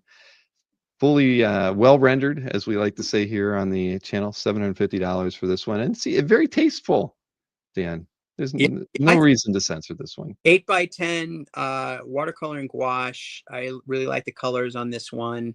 It's not always advisable to give someone chartreuse skin, but I was going for something different here, and I like the results. This was a piece that was part of last year's Kickstarter rewards, where someone would give me the opportunity to do what I wanted. In other words, you would have a choice of, you could tell me what, choose from this or let me surprise you. And sometimes people say, surprise me. So I did this piece and I ended up putting like more work into it, and I was painting on it and working on it. And I realized this piece has gone past the boundaries of that reward tier. And so and now here it is. Well, Sludgy 40 is our winner on that one. And just type claim in the lot number and versus lot 5. I mean, that works too. We know what you're talking about. Thank you, sir. Thank you. But Sludgy is, I don't know if Sludgy is a sir, but thank you, Sludgy. She's headed to Macon, Dan. What's that? Brian, Sludgy said she's headed to Macon, Dan. Brian W. is the. Oh, Brian. Oh, awesome. Okay. Which means there's going to be a really, really kick-ass frame in its future. Well, it deserves it. I mean, something like that. It's edge to edge. It's, I mean, this thing isn't watered down at all. I mean, it popped, when I was looking at the thumbnails when I got the files from you. So no, congrats, Brian. This is a great addition for you to your collection. All right, where are we going to from here? A couple a Marvel character, and then some DC characters next. So lot six, $800. Eve Warlock. This one's on 11 by 14. I really like this one. I had done some Warlock pieces, Adam Warlock pieces that were sort of Bronze Age, sort of Gil Kane. Maybe I had one or two of them. I can't remember, but really enjoyed doing. I love that character, and I was thinking when I just before I did this, I was thinking, is there a female version? And sure enough, Ron Lim, I believe, designed a female version. And actually, I showed this to him about a month ago or so, and he really liked it. And so that was pretty cool. But that was fun to do. It's not something you would normally see me do, but I do like doing these sort of female versions of sometimes of a certain characters. It's kind of fun to see what they would look like translated. And it was just kind of neat that there was actually an Eve Warlock character. So that's kind of cool. Agreed. Colin says her. We know it's not him, so her it could be. You never know. But Oh, okay. Well, yeah. I mean, I guess that's very true. So yeah, it's true. but again, nice piece. And what are we at? We're at lot six. Six more lots, and we're going to do our giveaway. So hit type hashtag Nocturnals in there if you want to get in on that. Lot seven.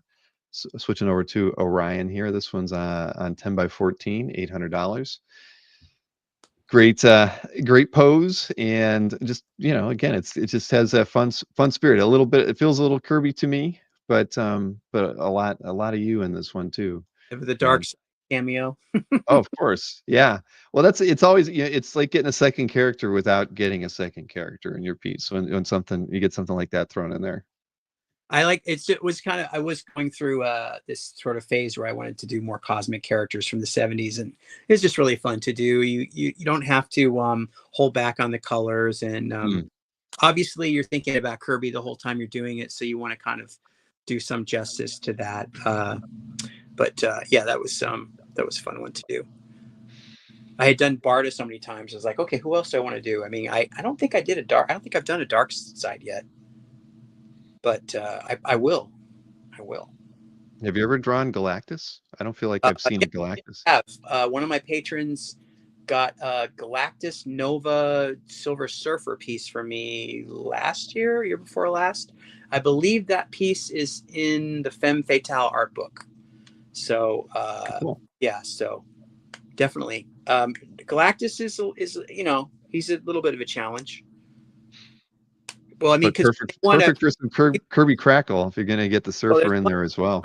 In there for sure. But if you want to get a human being in there and not make them tiny, you have to kind of play with the perspective a little bit, because he's holding Nova in his hand and then he's kind of hovering behind her. So and then they asked if I could get the Silver Surfer in there, which I did, because it's just, again, because it's fun. But well, you made it work. So this is lot 7. Then lot 8, we have a Power Girl, 9 by 12. She's looking ravishing, as Power Girl should, with kind of a nice sunset behind her too. Yeah, that one was fun to do as well. It's Power Girl cracks me up just because it's just such a Wally Wood character, but it's just funny too, because when you first started seeing a lot of cosplay people showing up at conventions, Power Girl was ubiquitous, so for me, because I didn't read those comics as a kid, my introduction to Power Girl was the cosplay. And so around the time I was doing this piece, I had another Power Girl that I was working on. And so I kind of went back and introduced and, became acquainted with that earlier stuff. And like, I didn't know that she was related to Kal-El, for instance. And I know it's going to make a lot of people groan, but it's true. I didn't know until like sometime last year, I think. Well, I don't read DC, so you just educated me. So I hate to say it. So I've just learned, and I'm past my mid-50s. So all right, well, there you go, Danny. I can learn new stuff too. But Nothing wrong with that. Now everybody's groaning in the chat who's a DC fan. Uh, but this is lot 8, $800, 9 by 12. And let's see, lot 9. Back over to Marvel here. We have a nice Medusa, and this is lot 9, 875 on a 10 by 14 board by Dan, and looking gorgeous as she always does. And the perfect character for you to work on too, man. I mean, it's just the colors are right, and in a great pose too. Thanks. This one is one of my. I like this one a lot too. I can't believe I still have it. But the little altar that she's propped up on comes out of an Inhuman story that Kirby drew that was published after he left Marvel. So it was published in what was it, the Amazing Adventures, or it was the I get Amazing Adventures and Astonishing Tales, and I think there's another one too. I get them mixed up, but it would be like a Black Widow and Inhumans, or Doctor Doom and Black Widow. I can't remember, but it was in there in that era. And there's this really weird looking idol in the story, and I thought I want her to be propped on that, just because maybe someone will pick it up. They'll go, oh, I remember that. So it's kind of fun. Again, more Kirby homage. Well, she is gorgeous. So that's lot 9, and then lot 10, polychrome, unmistakable. I mean, colors are it's the perfect color. She pops on pretty much any background she's going to be on, but this one really works very well. This one's $900 on 10 by 14, but edge to edge on this one, Dan. It's just beautiful. Thanks. This is another one I'm kind of fond of. Sometimes it's about a color, like a color choice or a palette choice that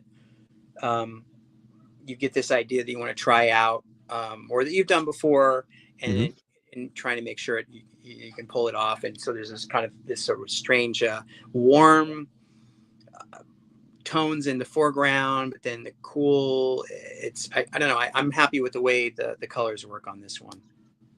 It's not always, she's blue, so you have to kind of balance what colors you're going to use to make, like you said, to make everything pop. No,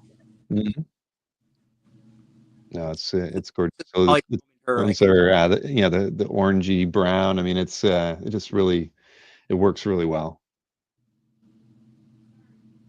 Now, you mentioned doing another big Barda, and that's the next one we have here. So this is lot 11, same price, $900 on 10 by 14, and this is the one you just finished. Yeah. So this one was Man, ink, and I used ink line with a little bit of a gray ink wash brush pen that I really like. This one right here. Here, I can switch over to you here.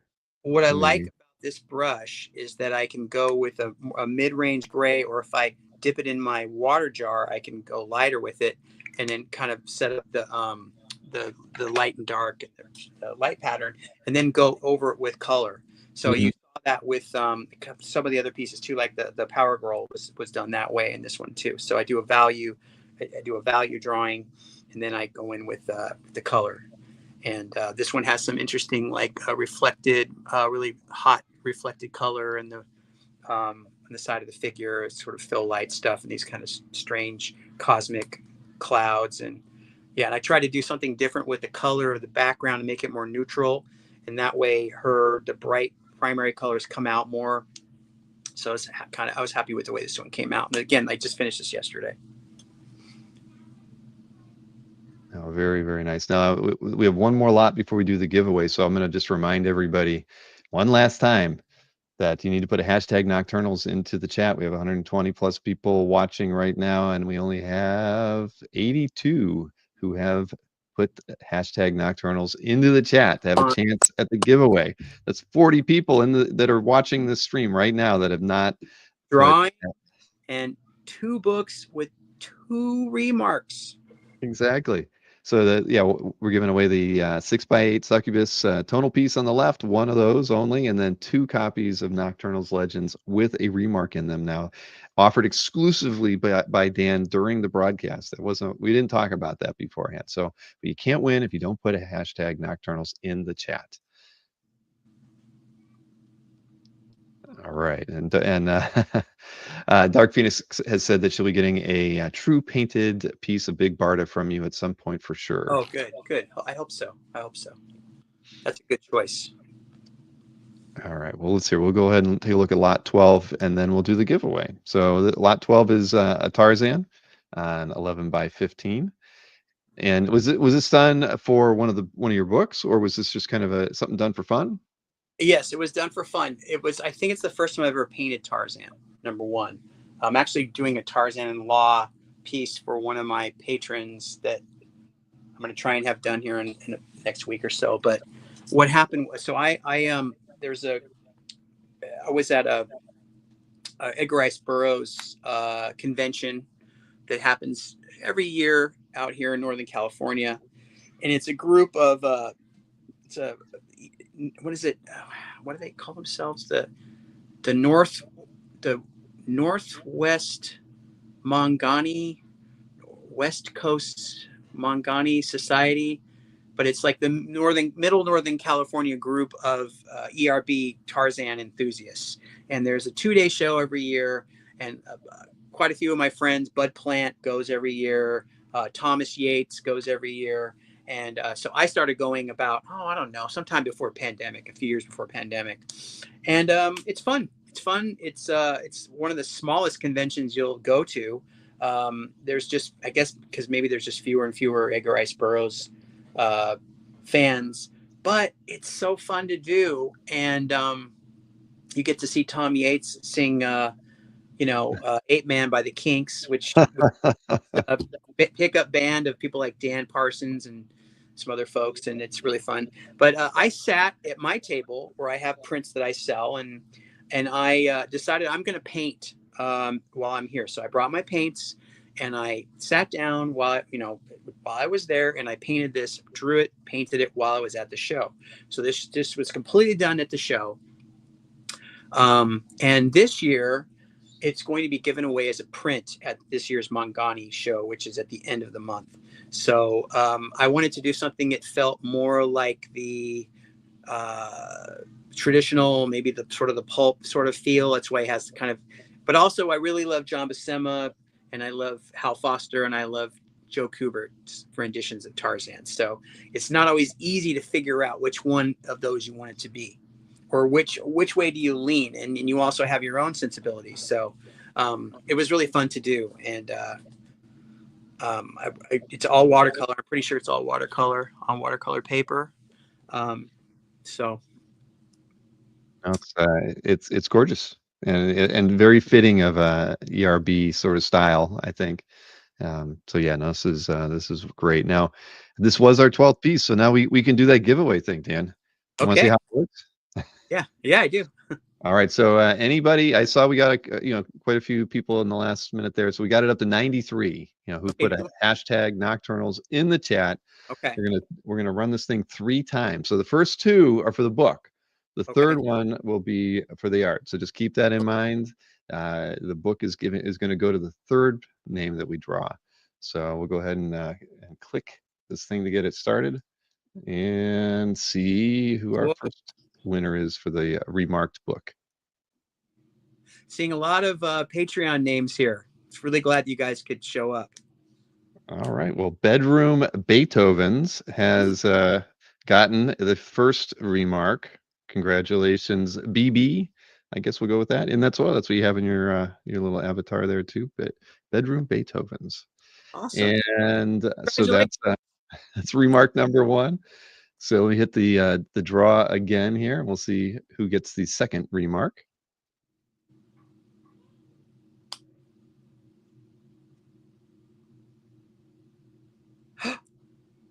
Someone named Michael. Congratulations, Michael. Look at all that confetti. Is it Michael Golden? Drawing looks like it could be Michael. No, it's not Michael Golden. In his younger days. And remember, anybody who's winning any of these giveaways, my email address is bill@comicartfans.com. That's you're going to email me when if you've claimed any artwork this evening, and also if you've won any of these giveaways, bill@comicartfans.com. So I got your contact information, and we'll get you hooked up with these giveaways as well. So we're going to do one more, and it's for the art. So let's go ahead. Congratulations, Michael.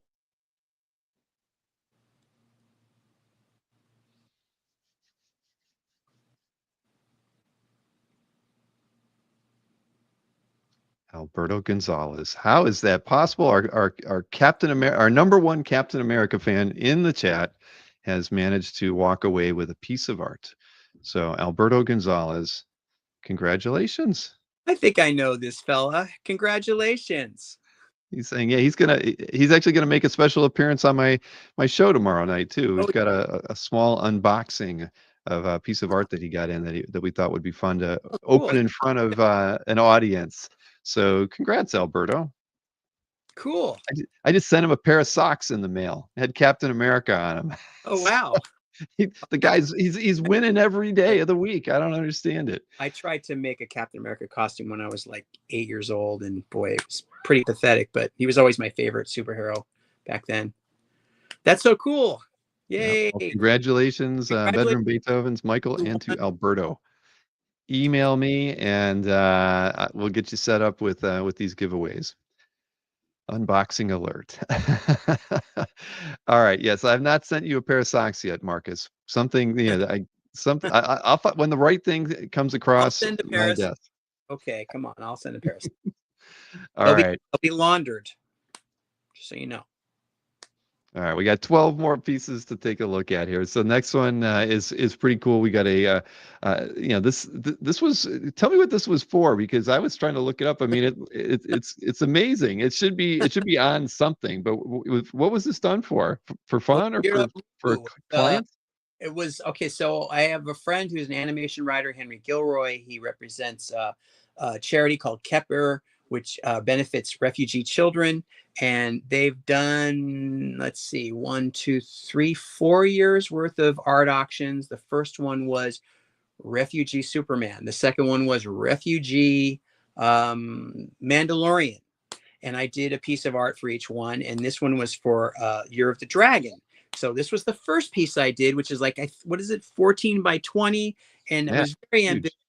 And the idea was to do Godzilla at Himeji Castle in the 17th century. What would Godzilla have been like in Hmm. Japan, 17th century? Okay, or a creature like Godzilla. And so that's what you're looking at. And when I finished it, I thought, I'll do another one for the auction. So I did like a female Elric with a black dragon piece that it wasn't as big. I think it was 10 by 14, and that one sold. And so I still have this one, and I quite like it.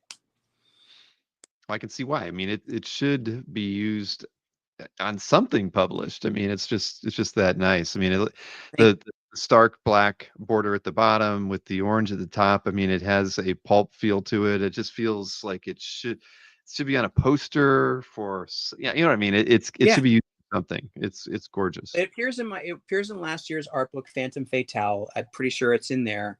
Yeah, I mean, so what you're basically saying is it's a cover.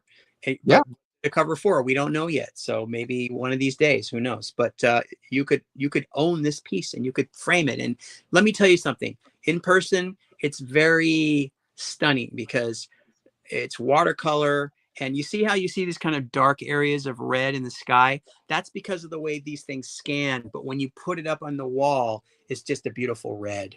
And it was really fun to do. Completely just, it's just me being me, doing my thing and having fun without anyone sort of like giving me any kind of, other than the prompt of a dragon. And so I love doing dragons, and the idea of him perched on top of this giant castle was just a really cool idea. It popped into my head. And there it is. It's awesome. And there's a creature on this next one too. Ah, yes. Now this was published. This is a published piece. This was a cover for, so some years ago, I can't remember how many, maybe 2017, 2018, 2019, there was a Kickstarter for the unexpurgated version of Who Goes There, which was the pulp story, The Thing from Another World, and John Carpenter's The Thing is based on.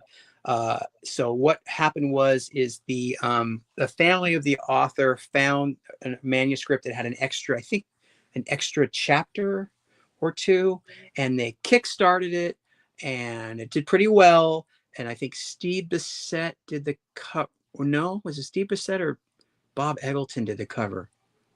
I think it was Bob Eggleton did the cover.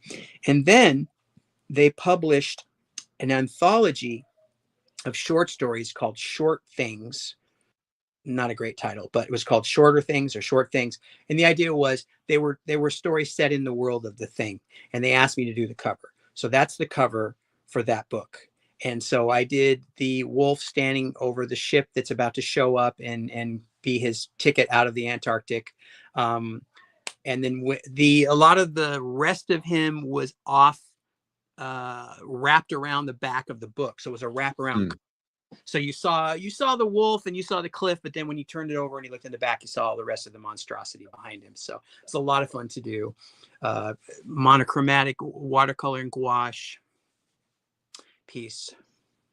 Oh yeah, no, it's fantastic. I love I love the way, the tonal color that you used in the piece. It makes it's kind of, it makes it like a very old film kind of poster feel to it. And I like, now that you've said that it kind of wraps around like that, I like that. There's like a reveal on the cover that you have to work towards. But yeah, David Williams says, speaking of movies that horrified you as a child. Yeah, no kidding. Well, by the time I saw it, I don't know how old Dave was, but hi Dave, by the way. Hey Dave, remember this? I drew this on your guys' podcast. Now he knows. We were just doing it like 2 hours ago. I remember seeing this movie on summer afternoon in 1982. I was probably 15, 16 years old. We paid to go see Wrath of Khan. I really liked that movie. And then we snuck into The Road Warrior. That blew me away. And then after that movie was over, we snuck into The Thing. And let me tell you, that was like the afternoon of movies for me. Life-changing. I mean, the only movie that if I could take a movie and insert it, I would have taken out Wrath of Khan and put in Blade Runner, because to me that's like the trifecta of 1982. But Wrath of Khan was a pretty good movie. But The Thing, I mean, it didn't give me nightmares. It just that and The Road Warrior just really kind of was like an explosion in my head of like what you could do with stories and visuals and things like that. And The Thing is still one of my favorite movies. I can rewatch it almost at any time. Oh yeah. Yeah. It's one of those that I have routinely put on while I'm working because I can just listen to it. When the Hollywood Theater in Portland, Oregon got their hands on a 70 millimeter print from England that still had rating on it from 1982. I flew out there and I did a new piece. I did a new Thing piece and we sold it as a print. And I think I sold 100 prints that weekend. And I wasn't even there all 3 days, but got to see it in the theaters in 70 millimeter, and that was amazing. Wow, that would have been cool. I mean, I can't say that I did not see The Thing in the cinemas, but I wish I would have. I did see Blade Runner, but and I didn't see. I don't know, when did I see. No, I don't know when I saw Road Warrior, but anyways, I get it. A classic, and it still scares me to this day. And the remake didn't need to be done, and it didn't do it justice. But no, the less said of that, the better. yes, exactly. So lot 15, Punk Mambo 2 cover. Just a little something different from you, I mean, but very colorful. And another Mohawk. Mohawks work. You and Mohawks kind of go hand in hand, I feel, in your artworks. It must go back to that afternoon watching The Road Warrior.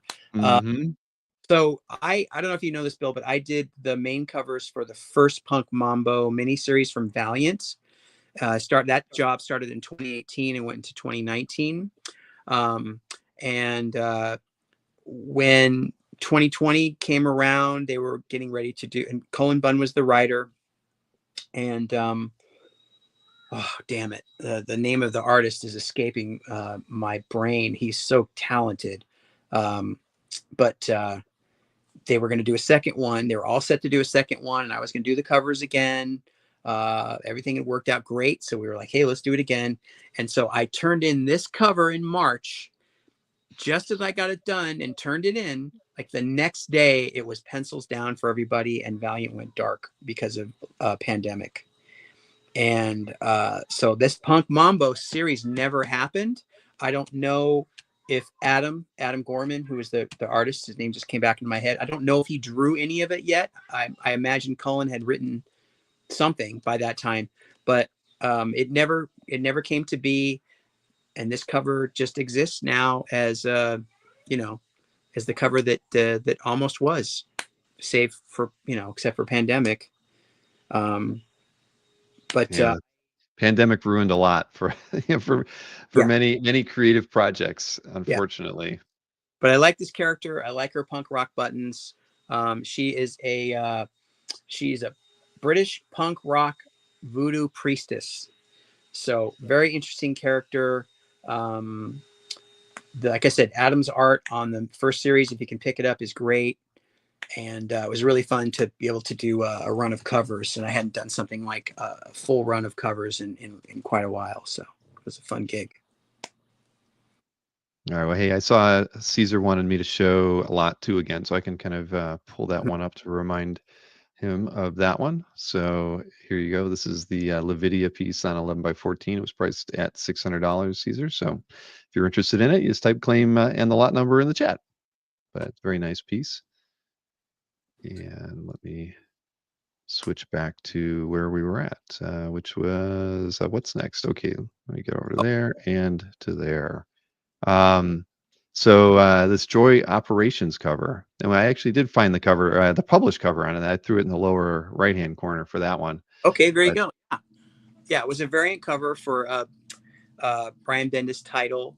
Um, Brian had explained it that the artist, whose name is maybe on that cover, but I can't read it, very talented fella, had sent Brian some drawings and some concept stuff, and then they concocted this story out of that, and which sounds like a really fun way to collaborate. So Brian and I had run into each other at, I think, on the plane to Baltimore a couple of years ago. He and his wife and his kids were all on the plane, and so we talked and we caught up, and then it was a really great show. And then I got contacted by our editor sometime after that to do a variant cover for the second for the Joy Operations Volume 2 as a variant. And I was like, yeah, that sounds great. Because the last time I'd done a cover for Brian was, I think, one of his Jinx books. I think I did a cover for Jinx. So that would have been the late 90s. And ever since this cover has come out, Brian and I, we kind of do this back and forth thing where it's like, let's come up with something that we can do as a comic. And we haven't nailed down anything yet, but I think it would be really fun to work with Brian. And it was really fun to do this cover.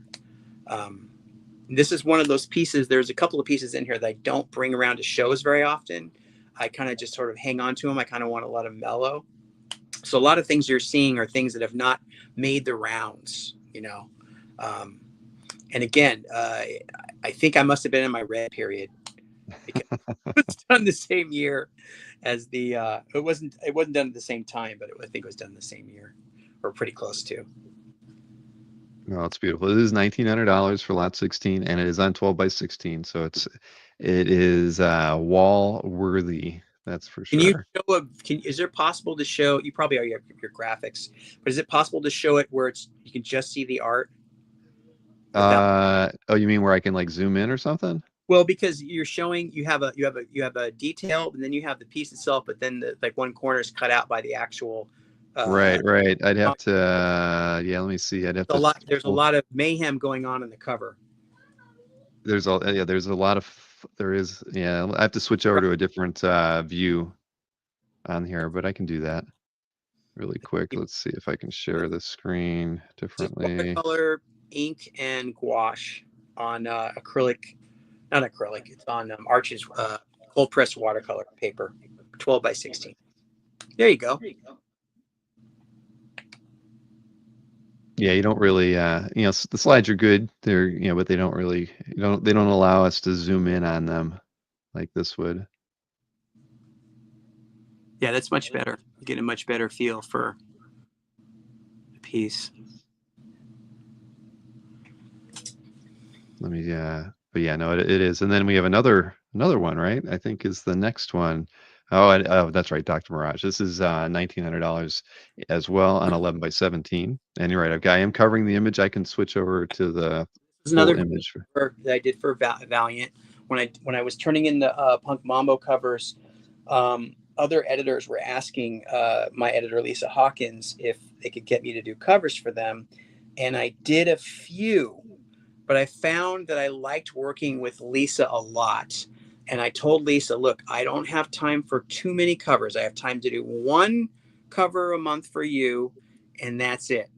And it kind of cut out all the other personality stuff or having to be asked to do covers for characters I didn't really care about or didn't, whatever, you know what I mean? Because there were a couple where I did where I was like, eh. But I'm pretty sure this one was for Lisa. And I really like the character. I like that she's sort of a takeoff on this older, was it Gold Key character or something? Um, and yeah, it is kind of interesting that she has this kind of similar look to the Joy character, but there's absolutely nothing to that. It's just purely coincidental. Well, it's fantastic. Thank No you. reds in this one though, Dan. Not really. No, Those are your blue period. I kept it. I kept it cool. I played it cool. Well, this next piece should be a cover, but I don't believe it is. No, the Fafford and Gray Mouser piece, 12 by 16, was done specifically for my Sword and Sorcery themed art book by the Blade. So I had all these pieces that I had been kind of hanging on to because I thought one of these days I'm going to do like a Sword and Sorcery, swashbuckling themed art book. And when I had it all together, I realized there were some characters that I would like to be in the story or represented in the art book. And I had time to do a few. Like I wanted to do a Zatoichi piece, but I didn't get a chance to do a Zatoichi piece. Mm-hmm. But I did have time to do Fafford and the Gray Mouser. I felt it was important to get them in there. And so I did this piece on watercolor, Arches watercolor paper. So it's mostly watercolor painting, probably has a little bit of gouache in it. But I did that specifically for that book. So it was published in the By the Blade book. And I really was really fun to do.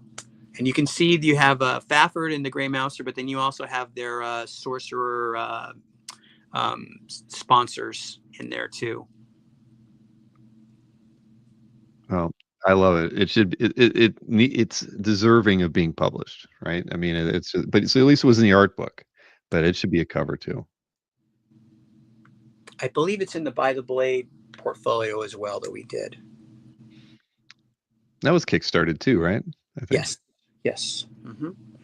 That's one of the things that has really been a boon to creators is being able to make a project happen with the help of the people that want it, you know, to straight to your backers, your patrons, and say, what do you think? And when the answer comes back, yes, you get to do it. And then you can go do it again, you know, and it's just been amazing because I don't have to rely on the whims or the tastes of a publisher or an editor or what the trends are, things like that. And you can just go straight to the people that would want it. And I really enjoy that quite a bit.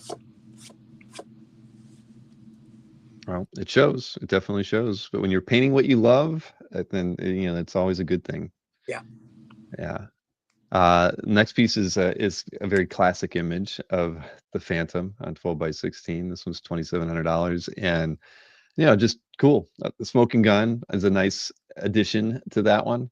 But yeah, the Phantom's always been a cool character, you know, but as far as just costume and story, but this is just a great rendition of the character. And you don't see a lot of people, you know, doing Phantom related work, but it fits, and the motif that you've gone with here it works really well with the character. I love it. So this was a cover for Mad Cave that I did last fall.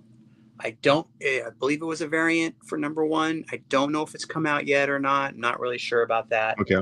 But it's definitely a cover published piece. There were so many different ways I could have gone with the Phantom, but the idea of him being on the throne in the Skull Cave just appealed to all of us. The editor, art directors, myself.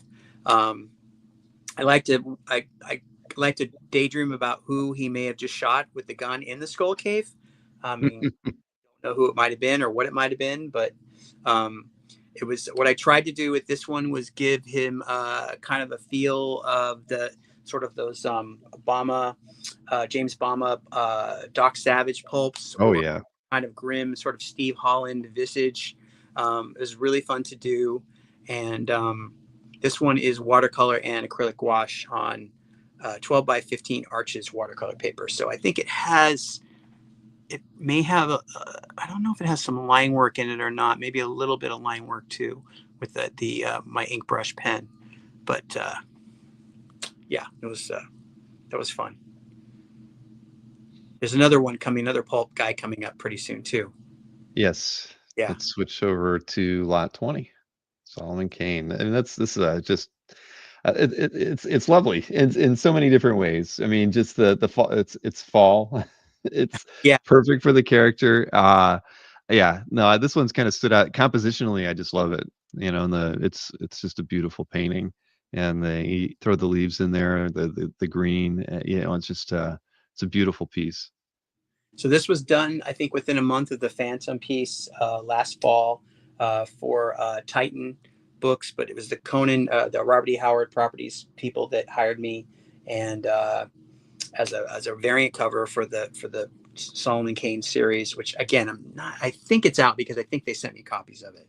Um, but that was another thing. It was really amazing to be able to do both of those characters within like 2 months of each other. Two amazing pulp characters that I love, and they liked. I sent them several quick sort of prelim sketches for ideas, and they picked the one that I felt was also the strongest.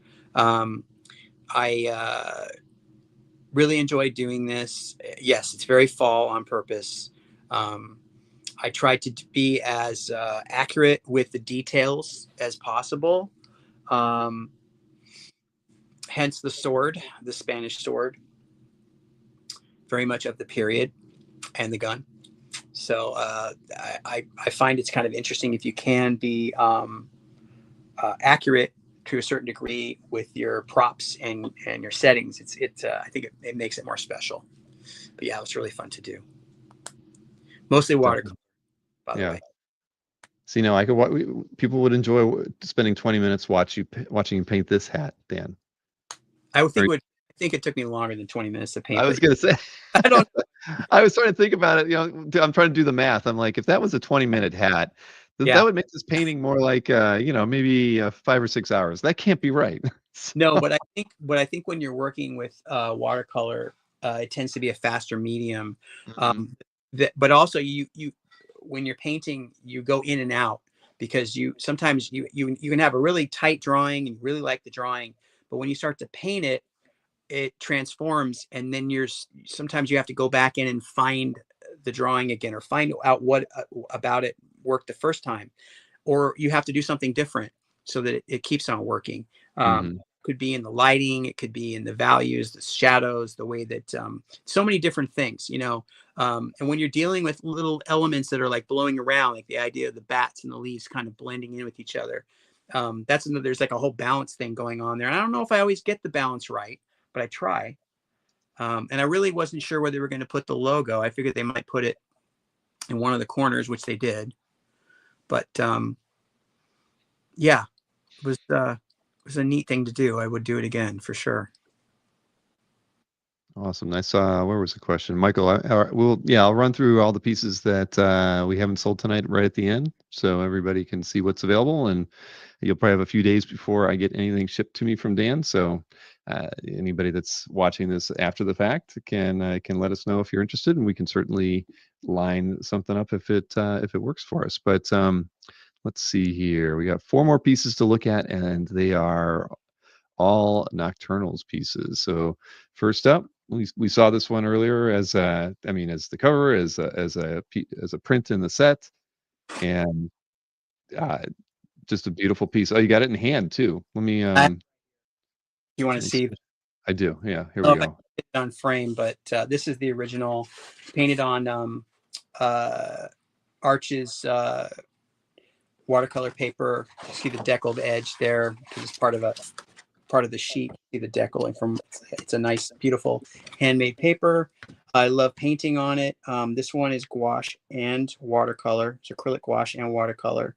Um, And when I finished it, I was like, where am I going to put the logo? I mean, I gave myself some, but luckily that it worked out. So, but I remember at some point I was in the drawing stage and I thought, I want to put something, it needs more than just these three characters in the tree. So I went in and drew all these toys down here. And some of these toys are based on actual toys, like the Pelham Puppet Dragon and the Pelham Puppet Witch. Those are a British puppet company.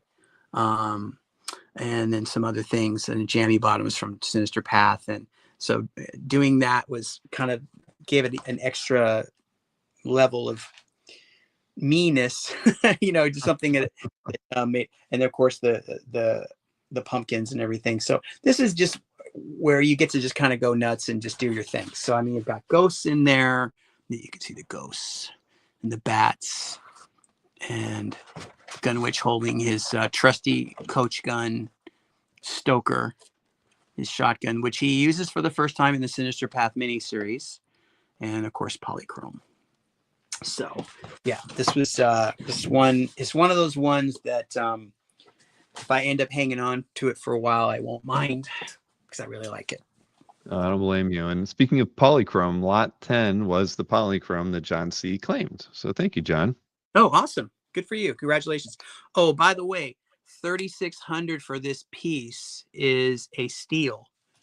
I'm not even sure that was the price I put on it originally, but I know. Well, you know what? When I saw the price, I said, I better go back and look at what you put on in the folder. And that was right. So I was like, okay, cool. I didn't screw that up. Because so now I'm like, really? Is that what I put on there? Because it seems light to me. It seemed by half. Yeah. So if anyone, we will honor that price, but I'm just telling you that if I'd had the chance to see it today, I would have upped it.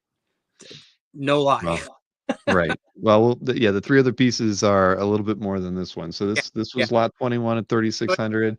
The way, I guess. So I mean, this will be like that. Okay, yeah. So there you go. It was probably supposed to be in that range. I mean, the actual work was actually should have been higher than that, but that's okay.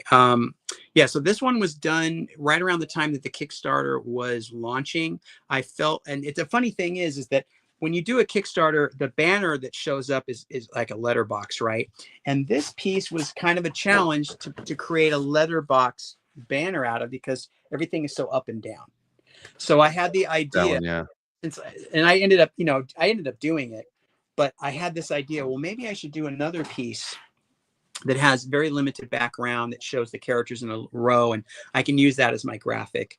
And and I thought, well, maybe I could even do this as do something else with it. So I sat down and did this piece, and I got more and more invested in it as I did it, and really liked the way it came out. It's also 15 by 20 on watercolor paper, and yeah, it was so I ended up using it as the banner, but I still couldn't get it all the way across like I wanted to, because then Eve's, her body got cut off completely, but I don't care. It was still fun to do. And then we as a 15 by 20 G clay. So. Well, it's very impressive. And as a G clay, I'm sure it's a great add-on for the Kickstarter. And I saw Caesar claim lot 2, so thank you for that. That was the Lavidia. Great. Piece, so thank you. One thing I want to mention about this is, again, you're seeing a red background. In my mind, I saw these characters against a red background. I'm not exactly sure why I did, because normally it'd be like orange, because it's the fall, but it still works. And yeah, so like this was very much how, I mean, usually it's how but this one's very much like how I saw it in my head before I even sat down to do the drawing for it or anything. So it's kind of fun. Oh, it's beautiful. So this is lot 22 at 5,900. We got 2 more to look at, and we've talked about Phantom Fatale a few times tonight. This was the prior Kickstarter, I think, that you did. Mm-hmm. This 14 by 17 at $5,900, and gorgeous as always. This. Someone told me this was their favorite art book that I've done so far, and I'm not sure exactly what the reasoning was for that, but one thing it is different about it is there's text in it where I'm talking about process and painting and just certain things like that. So there's a little bit more of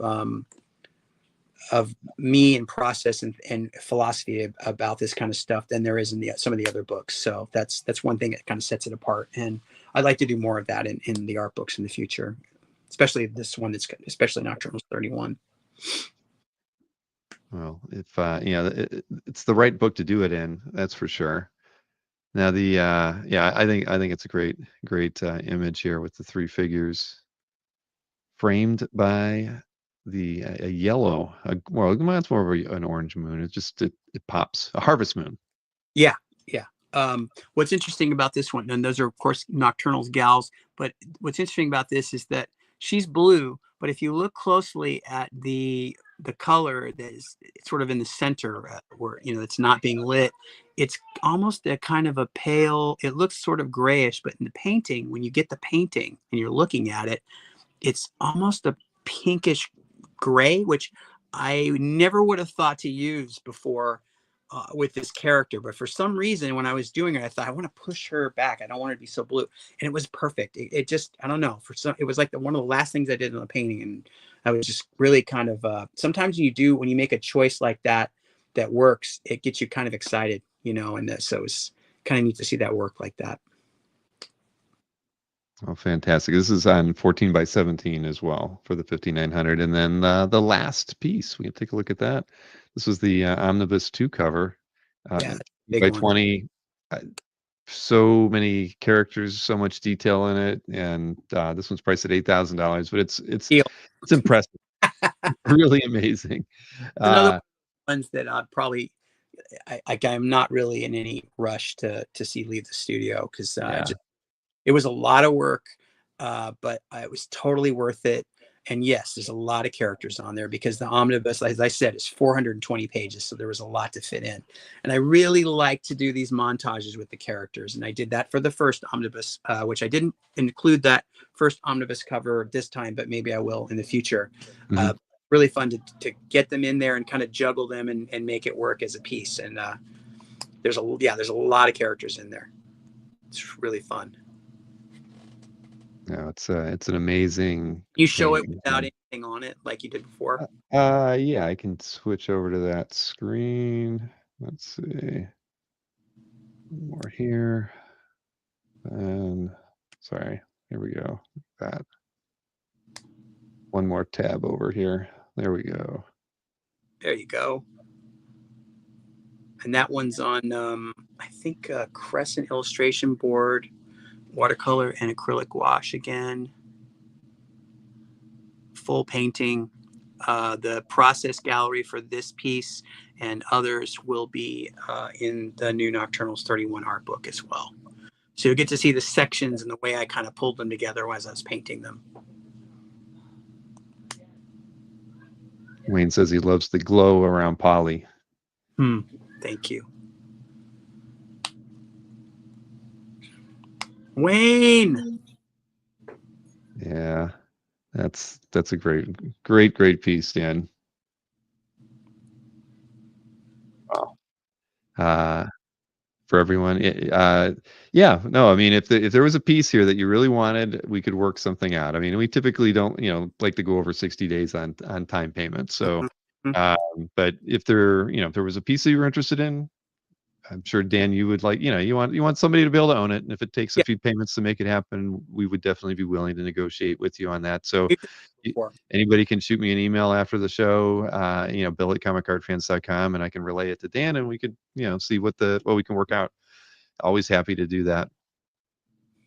But I'll go through quickly so everybody can see the pieces that are still available. Wayne's picked up a lot of pieces over you and from you and over the years, though, Dan, that. I mean, he's got his creators who he's passionate about, and you are one of those artists for sure. Have a patron like Wayne. He's also a super good guy and nice guy, and been able to spend time with him.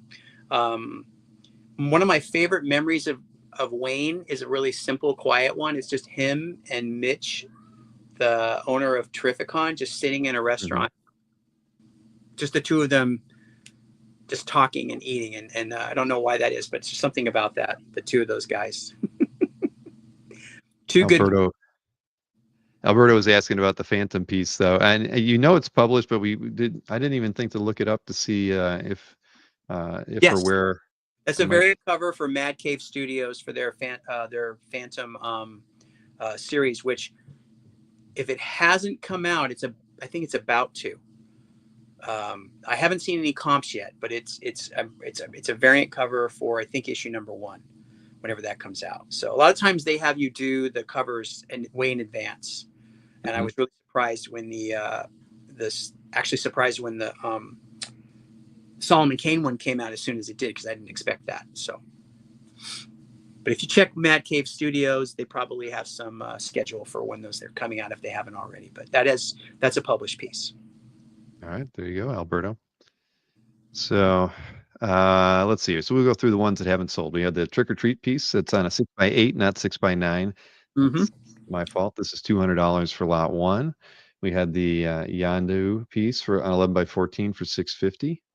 Also the Big Barda on 8x10 at $700. And I should have mentioned lot 2 and 5 did sell. So we have lot 6 next. That was the Eve Warlock on 11x14 for $800. That one's still available, along with lot 7, that Orion piece on 10x14. That is very nice as well. And I kind of like getting 2 characters for 1 on that one. Yeah, Then makes a nice companion with the other Barda too, because they're the same it size. does. Yeah, no, absolutely. And then the Power Girl piece, 9x12, $800. This was lot number 8. And then the Medusa was lot number 9. And that was on 10x14, priced at $875. Wayne is picking up the Phantom piece. Thank you, Wayne. Awesome. That is very much in keeping with Wayne's milieu, I would say, for sure. That's cool. Yeah, one of his other favorite artists is Chaikin, and there's that noir feel that you get with Howard's work and his storytelling, and that kind of, you're right. It's right in his wheelhouse. Yeah, I want to say something real quick, because this is a group of people that might actually care. I was reading the solicitation for Jay Moose Moonshadow. Dark Horse is putting out they put out a hardcover, but they're doing a trade paperback of the Moonshadow, and it's built. It says it's the first American graphic novel, and I have to tell you that the first American graphic novel was done by Howard Chaykin. And that Moonshadow was a comic book miniseries. So let's just give credit where credit is. Right. I'm trying to think. Moonshadow was. I wouldn't consider that a graphic novel when it came out. I mean, I bought them, but those were. They were kind of the format was a little. The paper was different, but they were still comics. It's a comic, and it's presented as a graphic novel now. It's perfectly legit, but except for the part where it's the first painted graphic novel, because I'm pretty sure, unless someone wants to correct me, that Howard has that distinction as having done the first painted graphic novel, and he's done several of them before the 80s. I think, well, not several, but I think he did the Star's My Destination. He did Cody Starbuck, and then the one with Michael Moorcock. So pretty sure that he's, he should be acknowledged as the guy, the first painted graphic novel guy. It wouldn't surprise me. I don't have the facts on that one, but again, timing wise, that wouldn't surprise me at all. For it, just ask AI, because I'm sure AI knows now. And Wayne believes you are correct, so that's okay. So Wayne, thank you, Wayne. Thanks for backing me up, buddy.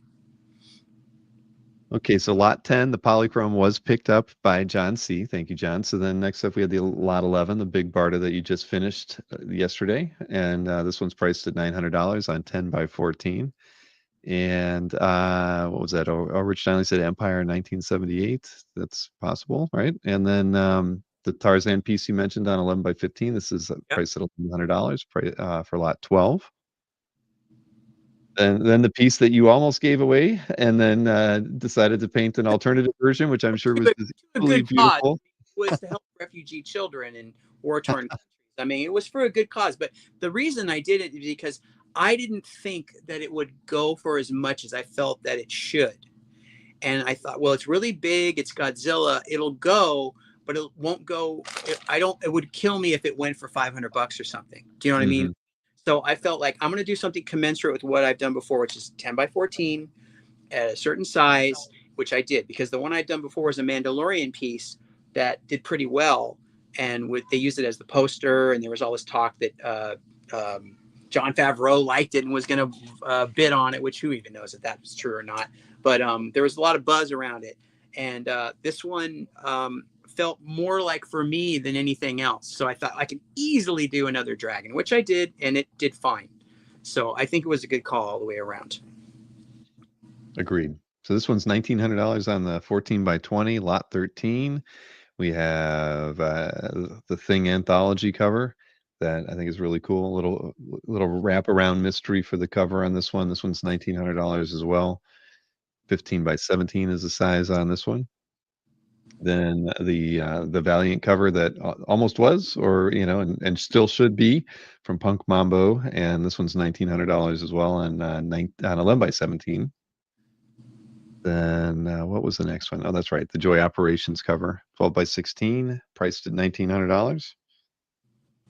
And not related, Dr. Mirage cover on 11 by 17 at $1,900 as well. It's a big old knife. Exactly. And speaking of big old knives, like, well, I guess these are swords. This is from your was published in your Blades By book, and By the Blade. I'm sorry. Don't have one of those close by, huh? Yeah, actually I do. I do have a copy. Hold on, let me pull it off of here. So this is the cover of By the Blade, and I still have this painting too. And That's got a Corbin feel to it, Dan. Just really? Oh, that's kind of neat. I feel, yeah, I like that. These are some of my characters that were. This is the Enchantress character who's on the cover of the book Enchantress. This is the unicorn girl who appears in this book, but I think I did her as a. And then this is Gila, who is like Halloween Girl's fantasy character from Nocturnals, and that's her on the back. So Gila is my character who I created as a fantasy character that Halloween Girls likes to read about. And so I like here's the other piece. Like, this is the one I think Wayne owns this one. Do you own this one, Wayne? I think he owned the other one. And then so you can see there's the unicorn girl. Again, Gila. So I did this was the cover to the portfolio. This one here with the polar. Amazing. And then let me see if I can find the Fafford one. But this book is still available. Oh, here's this is kind of fun. This was for Jim Reed, our collector, Jim Reed. He wanted Mastermind of Mars painting, and it comes with that. And you can see the pencils that come with that one. And like I said, this one's still available as a back catalog. Deja Thoris. So there's like ERB stuff in here. There's Conan. There's some more ERB, Thuvia, and Deja Thoris. But here's John Carter, and again, a lot of these are commissions. There's the first Tarzan I did. So this book was a lot of fun to put together, and this was a cover, a Conan the Savage cover that was for Marvel magazine called Conan the Savage. I did 2 of those covers before Carl Potts was let go from Marvel, which is a crime. Another Conan piece. Conan pieces here. But Elric made it in the book in more than one place. Yeah, very appropriate. Lots of Elrics, and there's like 6 or 7 Elrics in here. Red Sonja's in here. Lots of Red. And because I had those characters, I had to put Fafford and the Grey Mouser in. In fact, this book has my intro, my framing sequence for this is the cover for a Dynamite Comics Red Sonja, I think, giant annual number 3 maybe, and that was the cover. When I did the cover, I told Nick I have a story to go with it. So some years later, I wrote the story and I did the framing sequences. So that's the painted framing sequences. I don't know where these pages are. They got sold a long time ago. And then that's like these little the end parts. So the middle part I wrote, but it was drawn by a different artist. And this was the cover to another Redsonia one shot that I wrote called Deluge. And then that was like the last thing I ever did for them. Yeah, there's Gita Valazar is in here. Frank Thorne character that everyone knows. Gods and goddesses. Ogami Ito and his son Daigoro from Lone Wolf and Cub. That's great. Pieces. So it has all that kind of cool stuff in it. Stuff I also love. And so again, that's something you can get through bigwowart.com, the page of my books, or you can get it as an add-on with it's in there. Yeah, Victor was asking, show the other back catalog books as well. So you have the Autumn Kind hardcover, the Children of Night hardcover as well, along with the By the Blade book we were just looking at, and in the Night Studio, always a classic image. Yeah, that I was, get a smile every time I see that image. Yeah. I love it. Then the Phantom Fatale hardback, and the Nocturnals Black Planet, and Night Owls as well. So those were all the back catalog pieces. Sorry, I didn't mean to talk over you, Bill. No, not at all. I mean, they're your books. I just wanted to mention, prepare myself for the question. They're also available as PDF.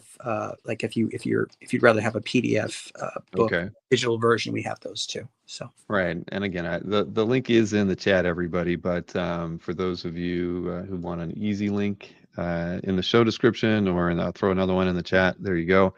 There's the link to head over to the Kickstarter, and you can see the add-ons that are available as well from the back catalog. And that ends on Sunday at I think 7 p.m. Pacific Standard Time. So so there's still some I think some art rewards left up for the taking. And so, and I want to thank everyone who's backed it already so far. I really appreciate your support and your enthusiasm, because it's what keeps the machinery going. Exactly. You have 4 more days to back it, so don't delay. There's a lot of things going on this weekend with the event on CAF, so you should do this before the weekend hits. But I had to thank Wayne, because Wayne did pick up 4 other pieces here: lot 4, 6, 9, and 12. Thank you, Wayne.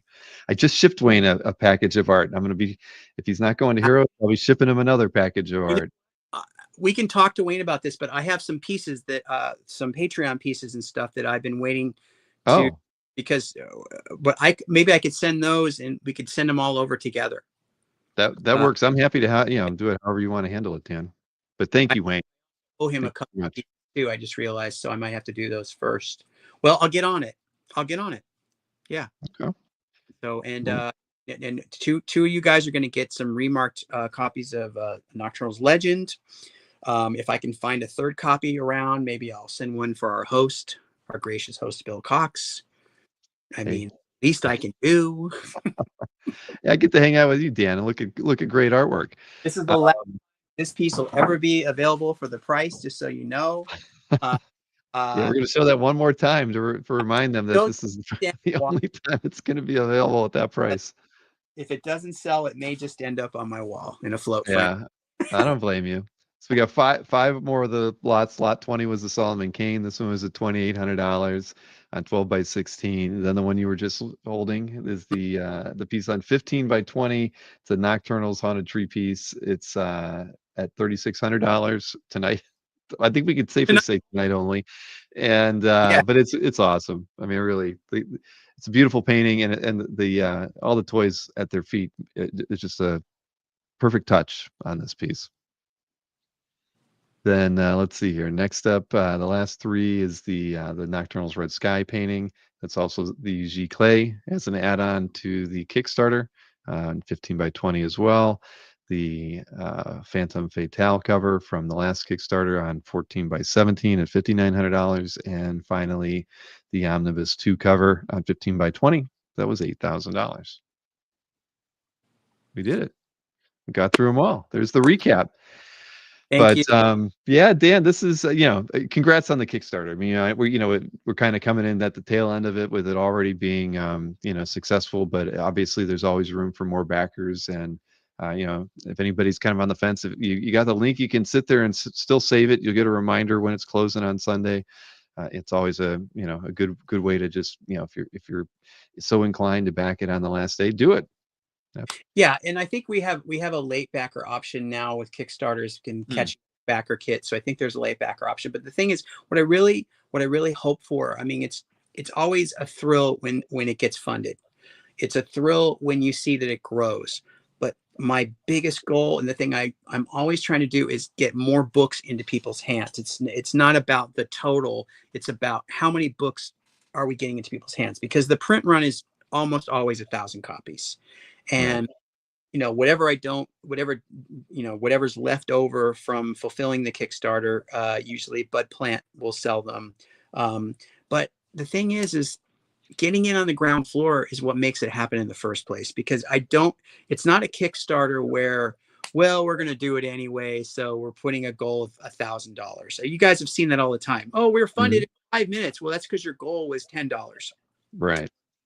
And so it's never like that. It's like, I have to figure out, what is this going to cost for the bare minimum? So if the bare minimum to make all these things happen and not lose money is $20,000, then it's $20,000, so above and beyond that, then the artist has room to do other things. And part of it is to hopefully not overspend so you're in the hole with all the extras and bells and whistles, but to have a balance. So certain things happen, like when I offer a print that's like 2 prints for $10, like 2 8.5 by 11 prints for $10, something like that. I try and do something that's realistic but also a good deal.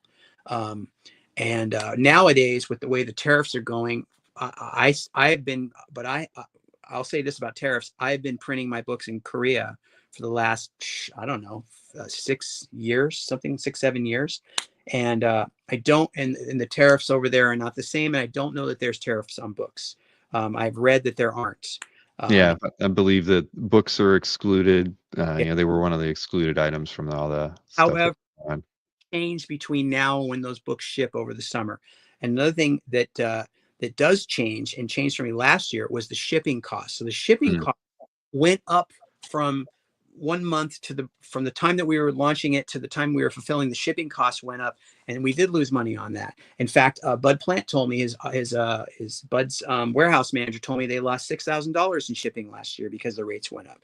So when the rates went up, it wasn't because I wanted to do it; it was because I had to, and it was a very tough decision to make.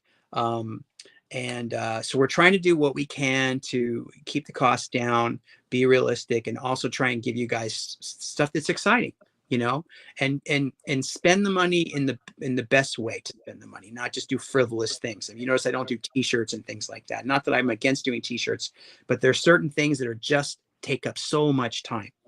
And really, the longer it takes you to get these little things together, the longer it takes for people just to get a book. And that's really what it's about. I just want you to have the book. I want you to open it up and enjoy looking at the pictures, I agree. And Jill out and telling everybody to join your Patreon. Don't delay. Get in on Yeah. get on.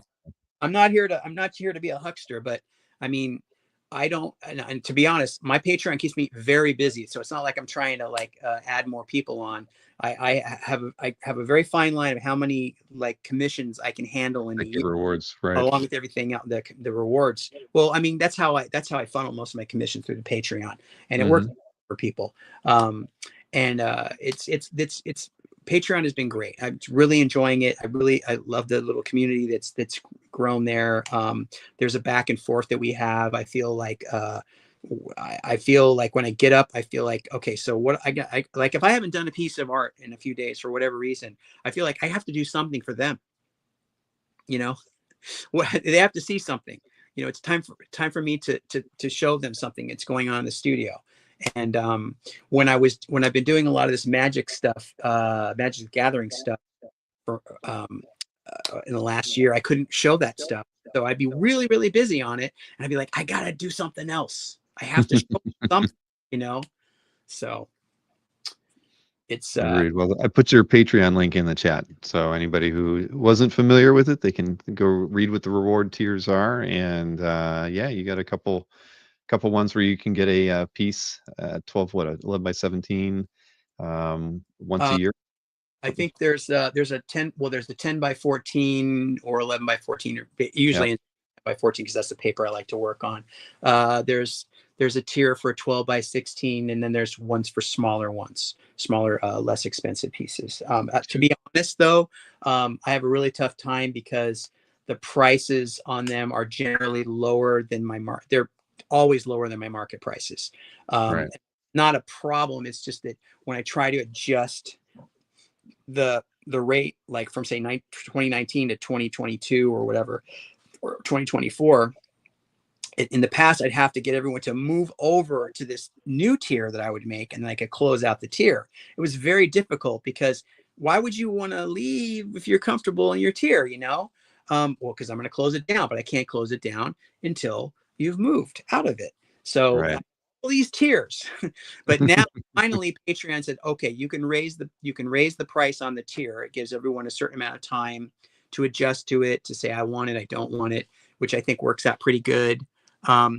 Dark Phoenix is saying well worth it. Thank you so much, my dear. I really Yep. appreciate hearing that.